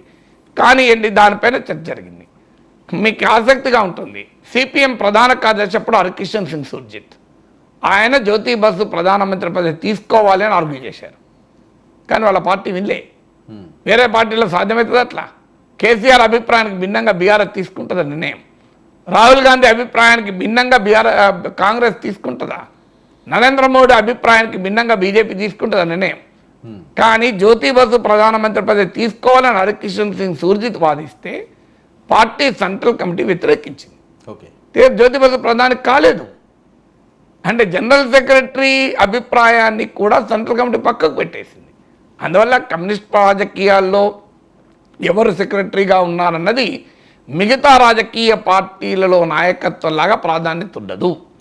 అది కలెక్టివ్ లీడర్షిప్ అనేది కమ్యూనిస్ట్ సూత్రం, పోలిట్ బ్యూరో. అందుకు ఉదాహరణ నేను మీకు చెప్పాను.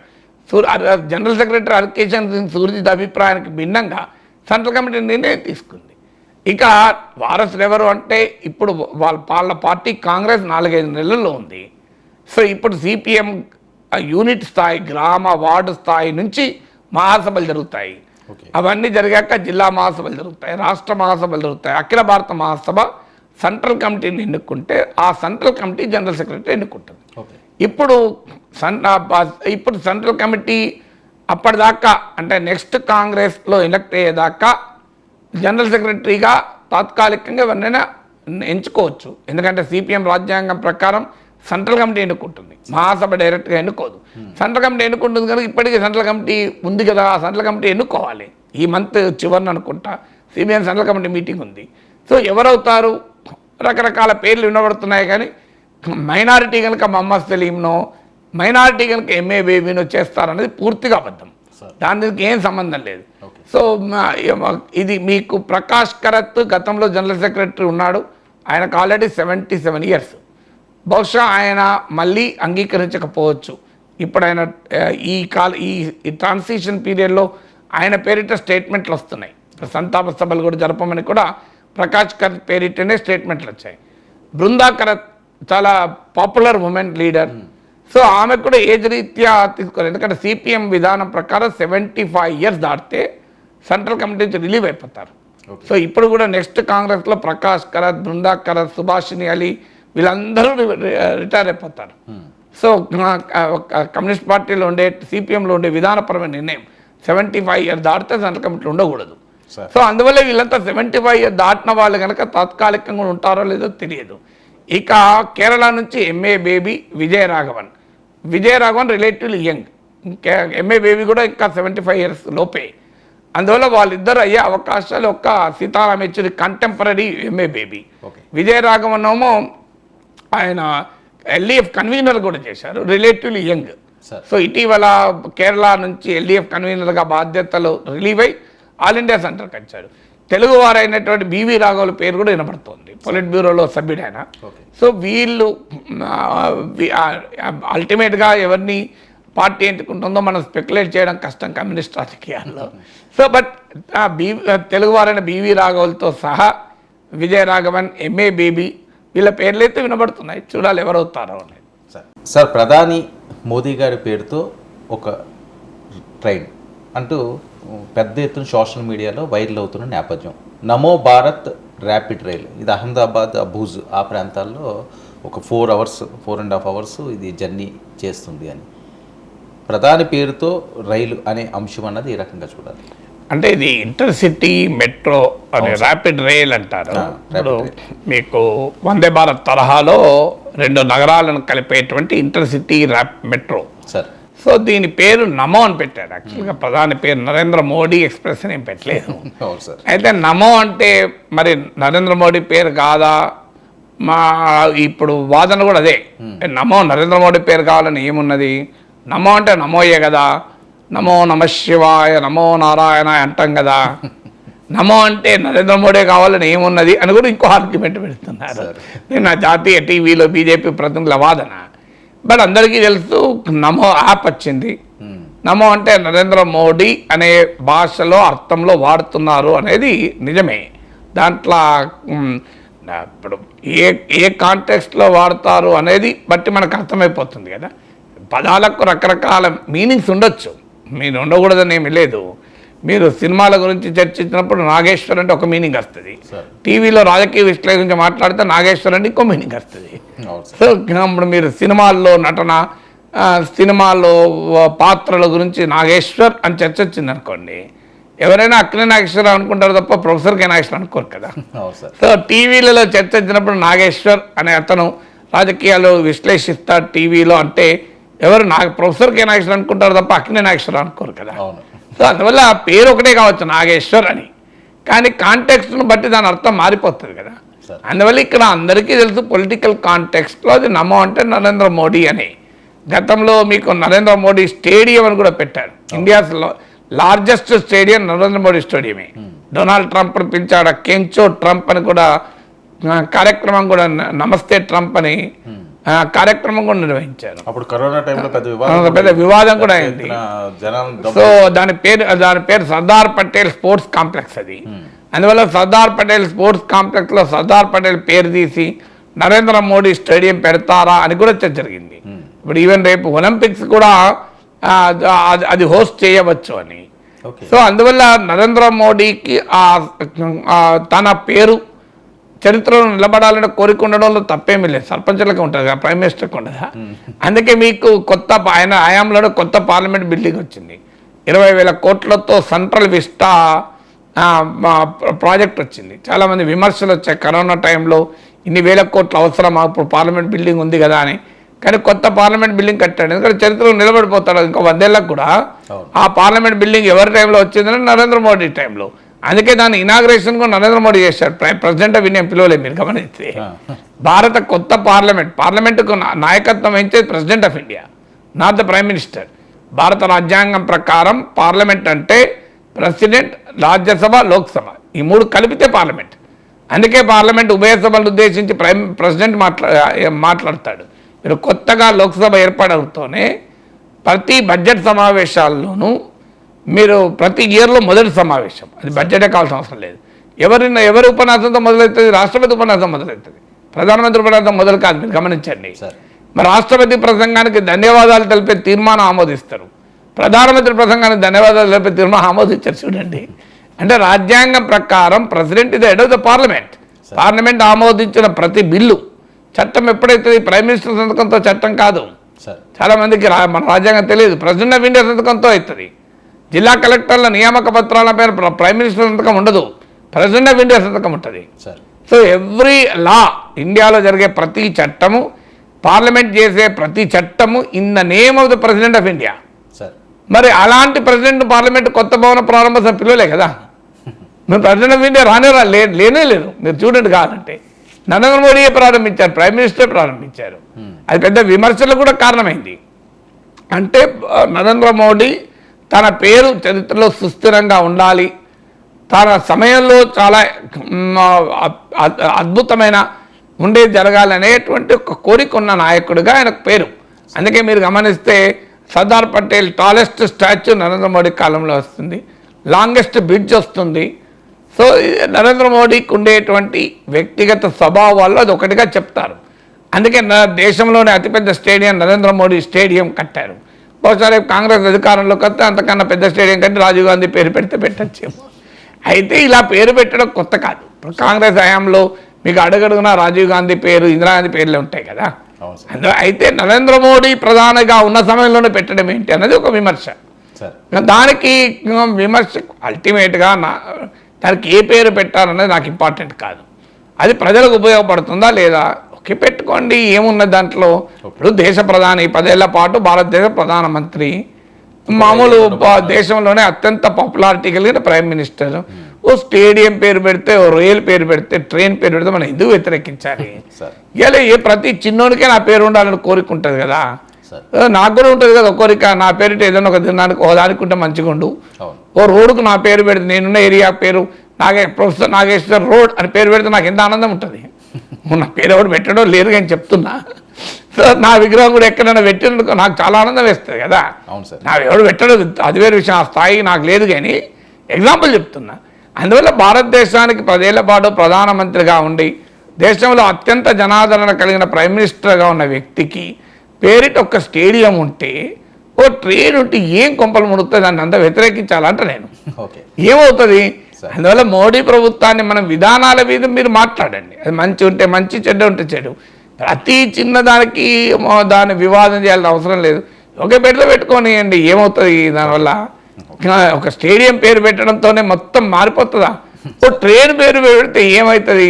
నిజమే కదా, మరి వందే భారత్ ఎక్స్ప్రెస్లో ఆయన టైంలో స్టార్ట్ అయినాయి కదా. ఇప్పుడు బుల్లెట్ ట్రైన్ కూడా ఆయన టైంలోనే స్టార్ట్ అయింది కదా. సో అయితే మనకి ఎబ్బెట్టుగా చర్చ ఎందుకు వస్తుందంటే ఆయన ప్రైమ్ మినిస్టర్గా ఉన్నప్పుడే పెట్టడం ఏంటి అని కదా చర్చ. ప్రైమ్ మినిస్టర్గా తర్వాత కూడా బీజేపీ అధికారం ఉంటే పెట్టుకుంటారు, పెట్టకుండా ఉంటారా? సో మీకు అటల్ బిహారీ వాజ్పేయి పేరు లేదా? అటల్ సేతు అని కూడా ఉంది కదా. సో అయితే మోడీ ప్రైమ్ మినిస్టర్గా ఉన్నప్పుడు పెట్టడం ఏంటి అనేది కొంత ఎబ్బెట్టుగా ఉంటుంది. కానీ దాని అంత పెద్ద వివాదం చేయాల్సిన అంశం నేను అనుకోను. దానికన్నా అయ్యా రైల్వే యాక్సిడెంట్లు జరుగుతున్నాయి, రైల్వే సేఫ్టీ గురించి ఆలోచించండి. మీరు మీ ఆలోచన, మీ ఎంఫసిస్ మొత్తం వందే భారత్లు, హై స్పీడ్ ట్రైన్లు, బుల్లెట్ ట్రైన్లు, ఇంటర్సిటీ ర్యాపిడ్ రైలు వీటిపైన ఉంది. చాలా సంతోషం, అవసరం కూడా దేశానికి, అవి చాలా అవసరం. కానీ అదే సమయంలో దేశానికి సేఫ్ ట్రైన్ జర్నీ కూడా కావాలి కదా. కవచ్చును మీరు దేశమంతా విస్తరించండి అని అడగాలి. ఈ పేరు మీద పంచాయతీ ఎందుకు?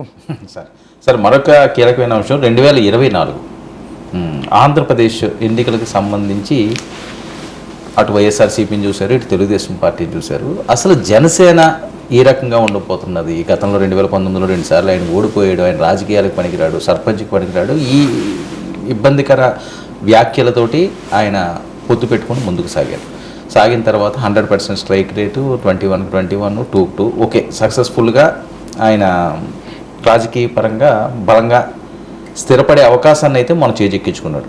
అయితే ఈ నేపథ్యంలోనే ఇప్పుడు చూస్తే ఏపీ పంచాయతీరాజ్కు వరల్డ్ రికార్డ్ అట. ఇది పెద్ద ఎత్తున నిన్నటి నుంచి విపరీతంగా ట్రోల్ అవుతుంది. ఏపీలో నిర్వహించిన గ్రామ సభలో వరల్డ్ రికార్డ్ చేకూరింది. ఆగస్టు 23న 13,326 పంచాయతీల్లో గ్రామ సభలు నిర్వహించిన డిప్యూటీ సీఎం పవన్ కళ్యాణ్ బాధ్యతలు చేపట్టిన తర్వాత 100 రోజుల్లోనే వరల్డ్ రికార్డ్ అంటూ జరుగుతున్న ట్రోల్స్. ఏ రకంగా చూడాల్సిన గతంలో ఈ పరిస్థితి లేదా? అంటే ఏకకాలంలో రాష్ట్రంలోని ప్రతి గ్రామంలో గ్రామ సభలు పెట్టడం రికార్డే కదా. ఇప్పుడు కూచిపూడి నృత్యాలు గతంలో చేస్తారు, అంతలో రోజు చేస్తారు. కానీ 1,00,000 మంది కలిసి ఏకకాలంలో ఒక 10,000 మంది కూచిపూడి నృత్యం చేశారు, అది రికార్డే అవుతుంది కదా. ఓకే. సో జనగణ జాతీయ గీతాన్ని రోజు మనం ఆలపిస్తాం. కానీ ఒక 10 లక్షల మంది కలిసి ఒక చోట చేరి జాతీయ గీతం ఆలపించారు అనుకోండి, అది వరల్డ్ రికార్డ్ అవుతుంది కదా సార్. ఏదైనా వరల్డ్ రికార్డ్ అంటే ఏంటి, ఎవరు గతంలో చేయని పని చేయడమే రికార్డు కదా. అందువల్ల తప్పనిసరిగా ఏకకాలంలో 13,000కు పైగా గ్రామాల్లో ఏకకాలంలో గ్రామ సభలు జరగడం ప్రపంచ రికార్డు, అనుమానమే లేదు. అందువల్ల ఆ రికార్డుని ఎలా కాదనగలం. సో పవన్ కళ్యాణ్ మీరు అన్నట్లు నేను డే 1 చెప్తున్నా, ఇవాళ కాదు గతంలో చెప్పాను, మీరు చూస్తుండే నేను చెప్పి నిజమైంది, ఇప్పుడు నిజమవుతుంది. ఏంటి నా నమ్మకం, నేను మొదట చెప్తున్నా, ఎన్నికల ఫలితాలు రాకముందు చెప్పాను. ఎవరు గెలుస్తారన్నది నాకు తెలియదు, కానీ మ్యాన్ ఆఫ్ ద మ్యాచ్ అయితే పవన్ కళ్యాణ్ అని. మ్యాన్ ఆఫ్ ద సిరీస్ ఎవరవుతారో నేను చెప్పలేను, కానీ మ్యాన్ ఆఫ్ ద మ్యాచ్ మాత్రం ఖచ్చితంగా పవన్ కళ్యాణ్ అని ఎన్నికలకు ముందు చెప్పాను. నేను టీవీలో ఫస్ట్ ఆ పదం వాడాను, తర్వాత అందరూ దాన్ని అందుకున్నారు, చాలామంది వాడుతున్నారు. ఎవరికి పేటెంట్ ఉండదు కదా ఈ పదం పైన, సో నాకేం పేటెంట్ అవసరం లేదు, చెప్తున్నాను ఎగ్జాంపుల్. మీరు కావాలంటే తీర్చునండి, మ్యాన్ ఆఫ్ ద మ్యాచ్ అని వాడాను. సో అందువల్ల Pawan Kalyan is the Pawan the match. మీరు ఎన్నికల తర్వాత కూడా పవన్ కళ్యాణ్ వ్యవహరిస్తున్న తీరు డెఫినెట్గా ఆయన పట్ల గతంలో చేసిన ప్రచారం భిన్నమైన ఆయన వ్యవహార సరళి, వ్యక్తిత్వ సరళి ప్రదర్శిస్తున్నాడు. అనవసరపు చిల్లర రాజకీయ వివాదాల్లోకి వెళ్ళడం లేదు. మీరు గమనించండి, రోజు వైసీపీ టీడీపీ నేతల మధ్య ఘర్షణ జరుగుతోంది. టీడీపీ వాళ్ళ మా పైన దాడులు చేశారు, రెడ్ బుక్ అమలైంది అని అంటున్నారు. పవన్ బుక్ అయితే అమలుగా అయిందని ఎవరు అంటలేరు. మీరు ఎక్కడా వైసీపీ వారు ఇంతవరకు నాకు తెలిసినంత వరకు ఎక్కడ మా పైన జనసేన కార్యకర్తలు దాడులు చేస్తున్నారు, పవన్ కళ్యాణ్ దాడులను ప్రోత్సహిస్తున్నాడు అని అన్నారా? జగన్మోహన్ రెడ్డి కూడా అనలే. సో ఎక్కడ లేదది, మీకు అదొక ప్రత్యేకత.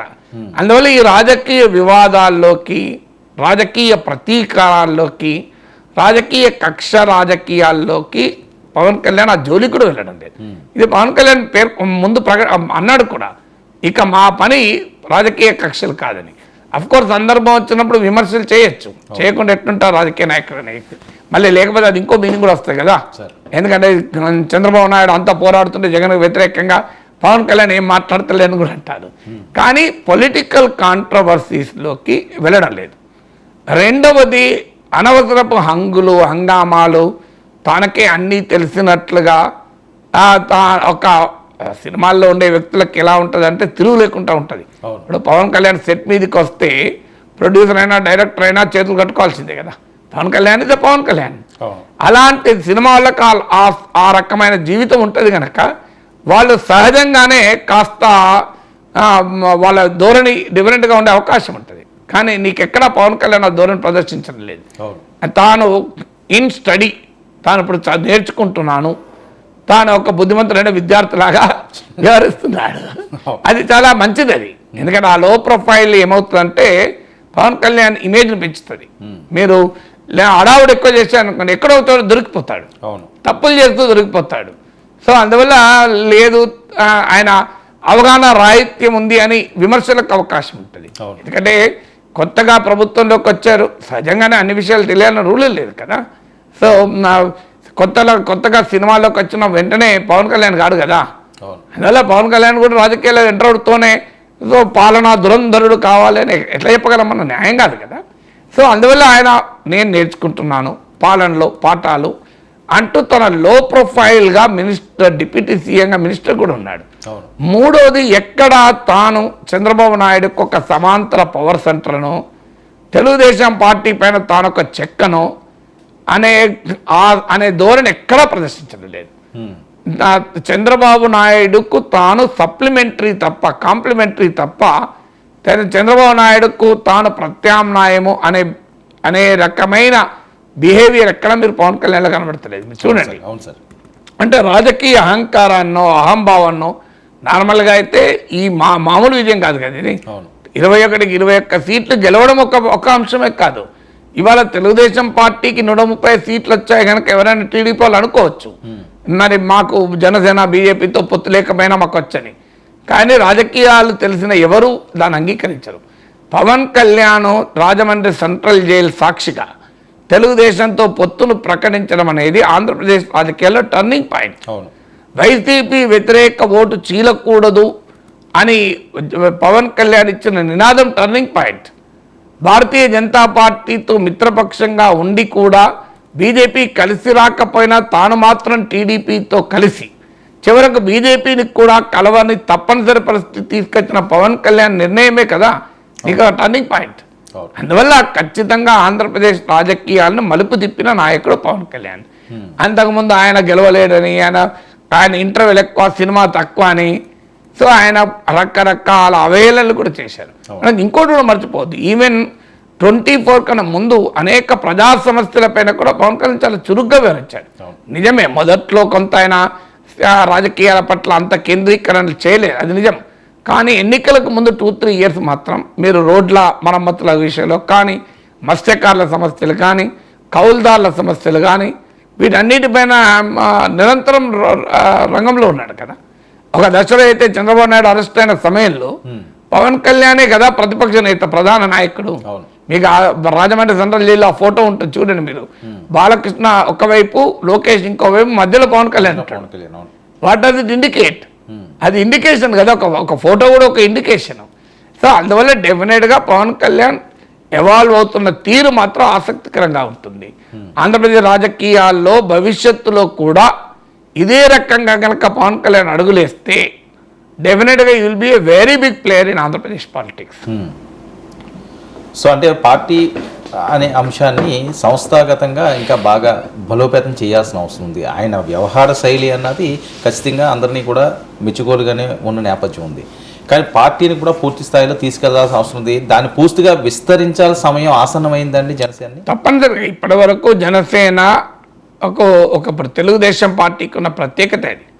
తెలుగుదేశం పార్టీ ఎన్టీ రామారావు ప్రాంతీయ పార్టీగా ఉండి కూడా చంద్రబాబు నాయుడు నాయకత్వంలో కుటుంబ పార్టీగా మారినా కూడా ఆ పార్టీకి గ్రామాన కార్యకర్తలు ఉన్నారు. అందుకే తీవ్రమైన రాజకీయ ఆటుపోట్లను కూడా తట్టుకొని తెలుగుదేశం నిలబడుతూ వస్తుంది. మీకు 10 ఏళ్ల పాటు అధికారాన్ని కోల్పోయినా 2014లో మళ్ళీ పవర్లోకి రాగలిగారు. తెలంగాణ ఉద్యమం ఒక తీవ్రమైన ఒత్తిడి పార్టీ తెచ్చిన, ఈవెన్ తెలంగాణలో కూడా 2014లో 15 సీట్లు వచ్చాయి. అందువల్ల తెలుగుదేశం పార్టీకి నా బలమే పార్టీ యంత్రాంగం, సుశిక్షితులైన పార్టీ సైనికులు, పార్టీ కోసం నిలబడేటువంటి కార్యకర్తలు అడుగడుగున తెలుగుదేశం పార్టీకి ఉన్నారు. అందువల్ల జగన్మోహన్ రెడ్డి 151 సీట్లు వచ్చి తీవ్రమైన దాడి తెలుగుదేశం పార్టీ పైన చేసినా తిరిగి మళ్ళీ బంతి ఎంత బలంగా కొడితే అంత బలంగా లేస్తుంది అన్నట్లు ఏకంగా కూటమి కట్టి 160 సీట్లు తెచ్చుకోగలిగారు.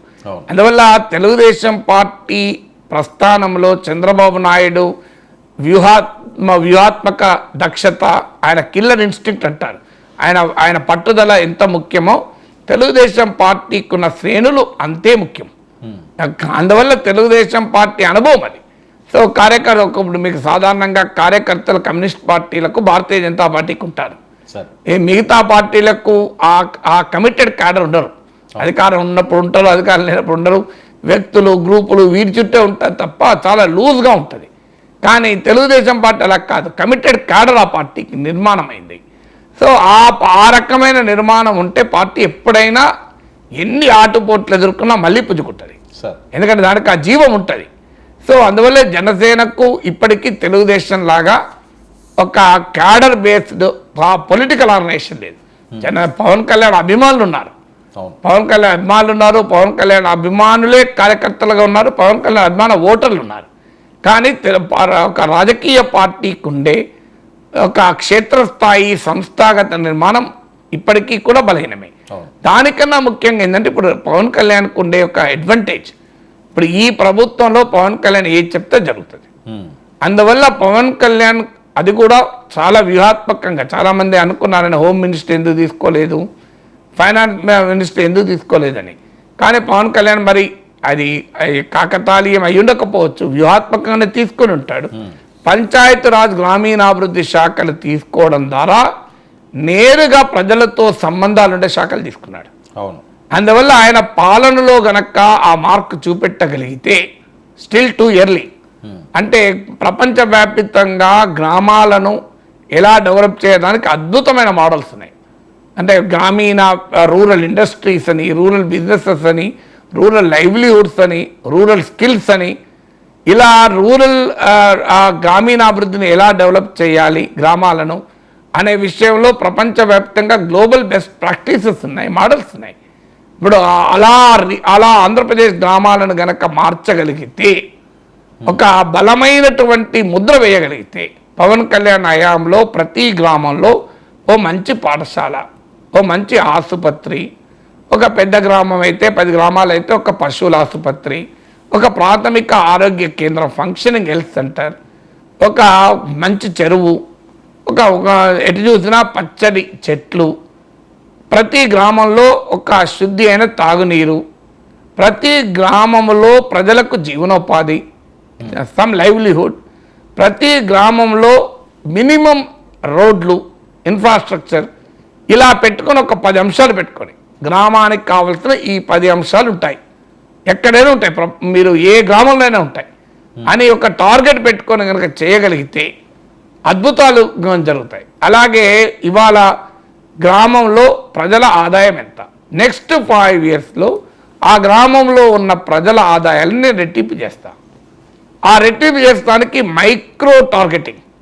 వడ్రంగి ఉన్నాడు, ఆ వడ్రంగి ఆదాయాన్ని రెట్టింపు చేయాలి. ఒక కమ్మరి ఉన్నాడు, కుమ్మరి ఉన్నాడు, ఆయన ఆదాయాన్ని ఎలా రెట్టింపు చేయాలి. ఓ రైతు ఉన్నాడు, ఆయన ఆదాయాన్ని ఎలా రెట్టింపు చేయాలి. ఇలా ప్రతి గ్రామంలో ఉండేటువంటి ప్రజల నైపుణ్యాన్ని, స్కిల్ సెన్సెస్ అని పవన్ కళ్యాణ్ ప్రతిపాదించారు, ఇప్పుడు జరుగుతున్నాయని కూడా అంటున్నారు. సో గ్రామీణుల ఆదాయాన్ని రెట్టింపు చేయడం, ఈ 2 పనులు చేశారనుకోండి పవన్ కళ్యాణ్, అద్భుతాలు అవుతాయి. మీరు గ్రామాలను బెస్ట్ గ్లోబల్ ప్రాక్టీస్ తీసుకొచ్చి బేసిక్ ఇన్ఫ్రాస్ట్రక్చరు, గ్రామీణుల ఆదాయాన్ని రెట్టింపు చేయడం.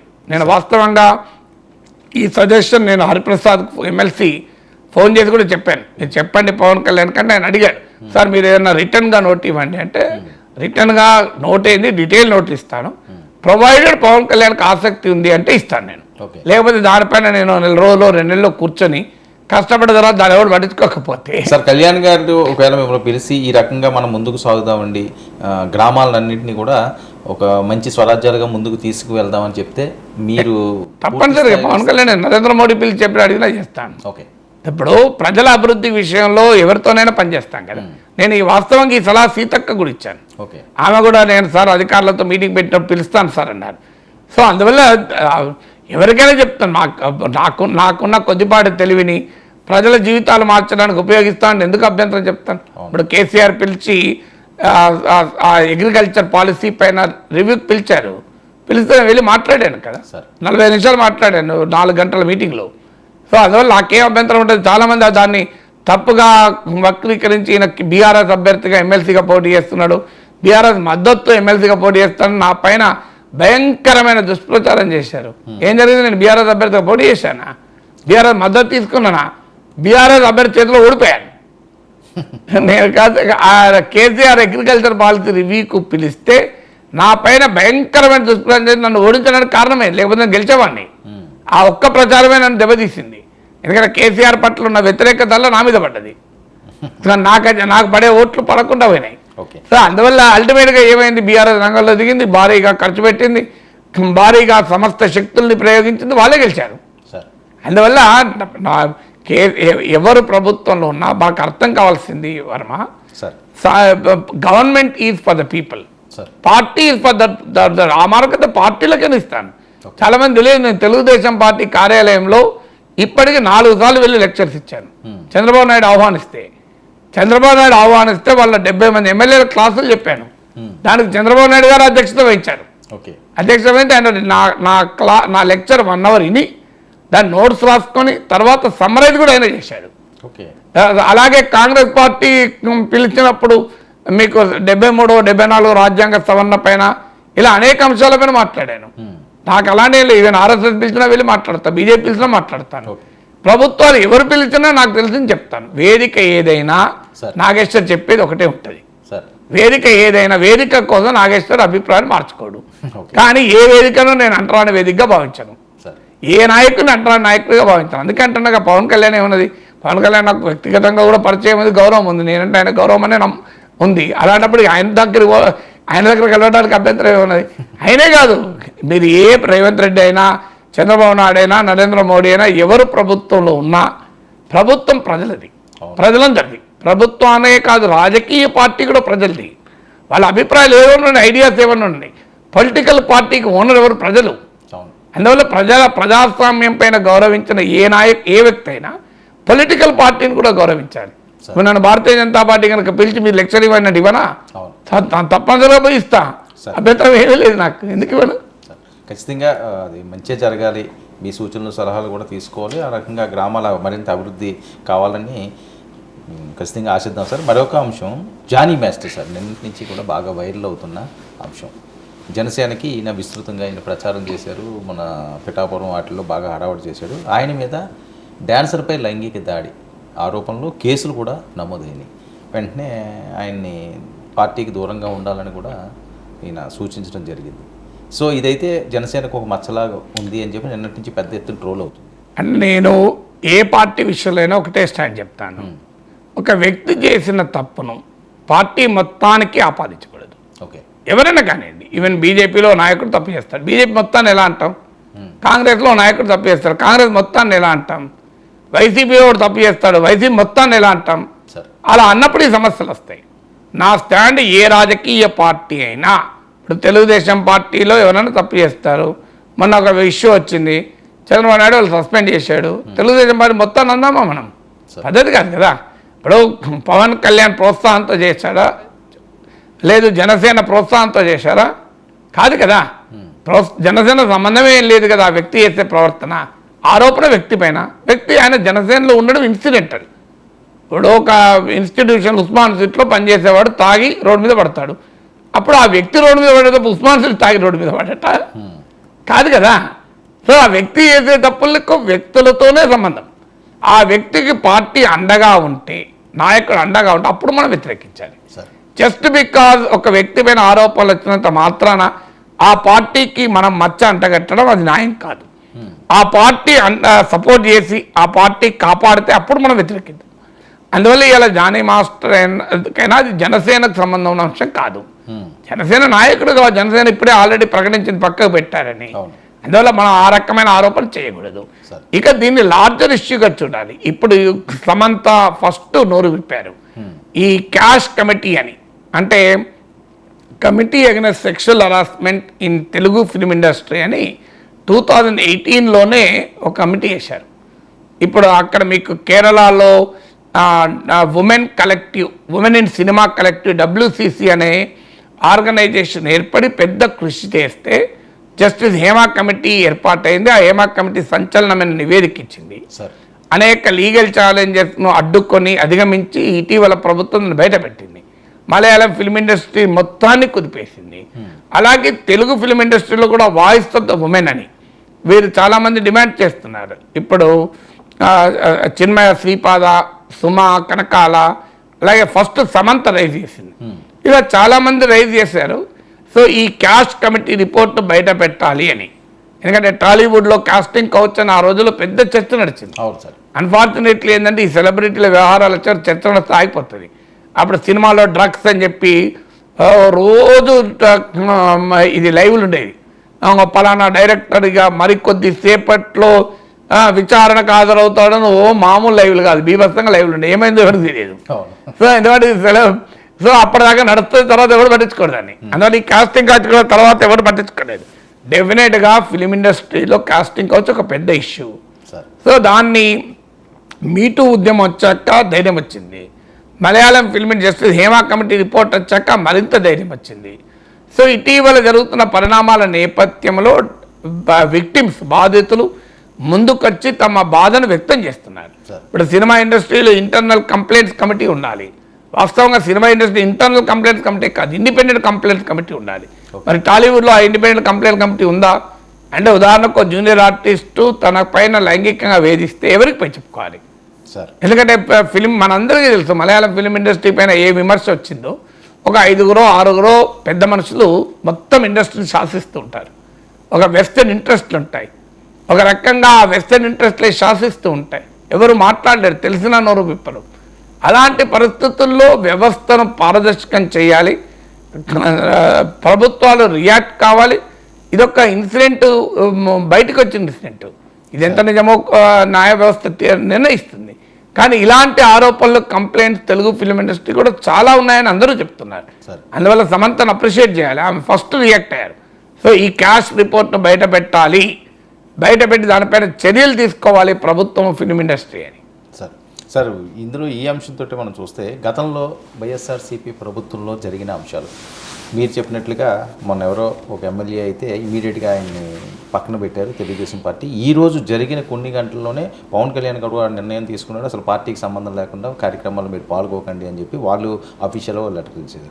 వైఎస్ఆర్సీపీ ప్రభుత్వంలో గోరట్ల మాధవ్ అవనియండి, లేకపోతే అనంతబాబులు అవనియండి, ఇలాంటి వాళ్ళు చేసిన కొన్ని చేష్టలు, కొన్ని ఫోన్లు అవనియండి, లేకపోతే ఎవరో మహిళతోటి వాళ్ళ వ్యాఖ్యలను ఎవరి మీద చర్యలు తీసుకోకపోవడం, ఇప్పుడు ఈ పార్టీలు చేస్తున్న అంశాలని జగన్మోహన్ రెడ్డి గారు కానీ వైసీపీ కానీ గుణపాఠంగా నేర్చుకోవాల్సిన అవసరం ఉందా? తప్పనిసరిగా. అయితే వైసీపీ వాదన ఏంటంటే ఇది తెలుగుదేశం పార్టీ కుట్రలో భాగంగా జరిగిందన్న స్టాండ్ వాళ్ళు తీసుకున్నారు. ఆ ప్రత్యర్థి పార్టీలు కంప్లైంట్ చేస్తే అంశం ఒకటి, ఇప్పుడు జానీ మాస్టర్ పైన కంప్లైంట్ చేసిన వాళ్ళు జనసేన వ్యతిరేకం కాదు కదా. ఆ మనకైతే తెలుగుదేశం ఎమ్మెల్యే పైన కంప్లైంట్ చేసిన, ఆదిమూలం పైన కంప్లైంట్ చేసిన కూడా తెలుగుదేశం నాయకురాలే, వేరే బయట పార్టీ వాళ్ళు కూడా కాదు, తెలుగుదేశం నాయకురాలే. బట్ ఏదైనా ఇలాంటి ఆరోపణలు వచ్చినప్పుడు వైఎస్ఆర్ కాంగ్రెస్ అయినా ఏ పార్టీ అయినా ప్రాథమిక విచారణ జరిపి దాంట్లో నిజముందని భావిస్తే ప్రాథమికంగా కోర్టు అదే చేస్తుంది కదా, ప్రైమా ఫేసి అంటారు. సో వారిపైన మీరు చర్య తీసుకొని పక్కకు పెట్టండి. జనసేన కూడా జానీ మాస్టర్ పార్టీ నుంచి ఎక్స్పెల్ చేయలే, నాకు తెలిసినంత వరకు ఆదిమూలం కూడా తెలుగుదేశం ఎక్స్పెల్ చేయలే, సస్పెండ్ చేశారు. సో విచారణ జరిపి విచారణ తర్వాత మీరు సమగ్ర చర్య తీసుకోవాలి. ఏదో ఒక సింబాలిక్ చర్యను తీసుకోకపోతే ఒక రాంగ్ మెసేజ్ అయితే వెళ్తుంది. ప్రతిదాన్ని మా రాజకీయ ప్రత్యర్థుల కుట్ర అని కొట్టిపారేస్తే మీరు ఇలాంటి ఇన్సిడెంట్స్ వల్ల పార్టీకి నష్టం జరుగుతుంది. నిజంగానే రాజకీయ కుట్రగా జరిగిందని మీరు భావిస్తే ప్రైమా ఫేసీగా ఆ విషయంలో మీ స్టాండ్ వేరే ఉండవచ్చు, నేను కాదని అన్నాను. కానీ విక్టిమ్స్ రాజకీయాలకు అతీతంగా కంప్లైంట్ చేశారనుకోండి, లేదు కొన్ని రకాల ఎవిడెన్స్, ఇర్రిఫ్యూటబుల్ ఎవిడెన్స్, అంటే మనం కొట్టిపారేయలేని ఎవిడెన్స్, ఇప్పుడు వీడియోలు కూడా మార్ఫింగ్ జరుగుతున్నాయి. బట్ ఇవాళ మీరు ఫారెన్సిక్ ఉంది, పార్టీని ప్రొయాక్టివ్గా వీడియోలను ఒక ఫారెన్సిక్ ఇన్స్టిట్యూషన్కి ఇచ్చి మీరు మాకు దీన్ని రియాలిటీ చెప్పండి, దీని వెరాసిటీ ఏంటి, నిజమా అబద్ధమా తేల్చానని చెప్పొచ్చు కదా. ఇప్పుడు ఎవరికైనా ఒక ఎంపీ విషయంలో అశ్లీల వీడియోలు బయటకు వచ్చాయి, వైసీపీ ఇమీడియట్గా చేయాల్సినప్పుడు even Jaganmohan Reddy chief minister కూడా ఉన్నాడు. సో ఇమీడియట్గా మీరు ఫారెన్సిక్ డిపార్ట్మెంట్కు ప్రభుత్వమే ఆదేశించచ్చు, ఈ వీడియోని మీరు పరిశీలించండి, ఇది నిజమా కాదా తేల్చండి అని.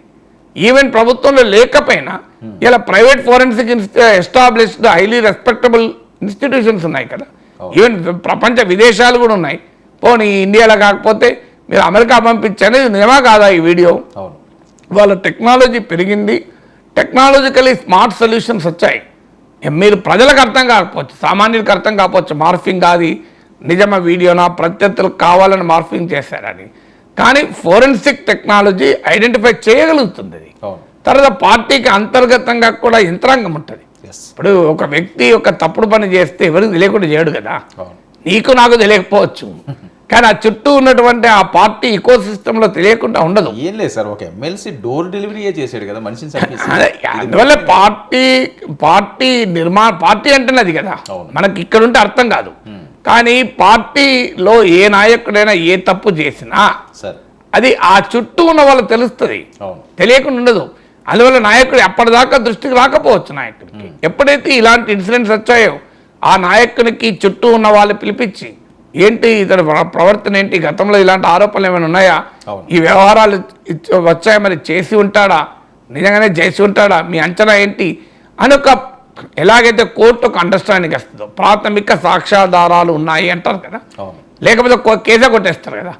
Prima facie evidence may not be permanent final judgment, కానీ ప్రైమా ఫేసీగా విచారణ జరపాలి కదా.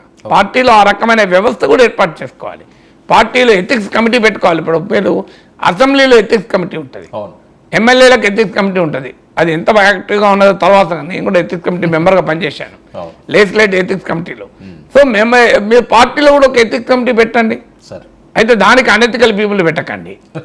ఎథిక్స్ కమిటీ డిసిప్లినరీ కమిటీ ఉంటుంది ప్రతి పార్టీలో, మీరు డిసిప్లినరీ కమిటీ లాగా పార్టీలో ఎథిక్స్ కమిటీ పెట్టండి. ఎందుకంటే ఇలాంటి ఎథికల్ క్వశ్చన్స్ ముందుకు వచ్చినప్పుడు refer it to the ethics committee. Ethics committee విచారణ జరుపుతుంది. ఇప్పుడు పార్టీల్లో రిసోర్సెస్ కానీ తక్కువ ఉండదు కదా. ప్రతి పార్టీలో ఒక జడ్జిగా పనిచేసిన వాళ్ళు ఉంటారు, లాయర్గా పనిచేసిన వాళ్ళు ఉంటారు, ఫోరెన్సిక్ ఎక్స్పర్ట్గా పనిచేసిన వాళ్ళు కూడా ఉండవచ్చు. అవును. మా ప్రతి పార్టీలో మీకు ఒక పోలీస్ ఆఫీసర్గా పనిచేసిన వాళ్ళు ఉంటారు, ఒక కలెక్టర్ ఐఏఎస్ ఆఫీసర్గా పనిచేసిన వాళ్ళు ఉంటారు కదా. వాళ్ళతో మీరు ఒక ఎథిక్స్ కమిటీ ఫామ్ చేయండి. ఓకే ఫామ్ చేసి ఆ ఎథిక్స్ కమిటీ విచారణ జరిపి ప్రైమా ఫేజ్ ఎవిడెన్స్ ఉంటే పక్కకు పెట్టండి. సరే తర్వాత ఫైనల్ నిర్ణయం తీసుకోవచ్చు. అలా చేయడం వల్ల పార్టీ గౌరవం నిలబడుతుంది కదా. సరే thank you so much Nageshwar గారు.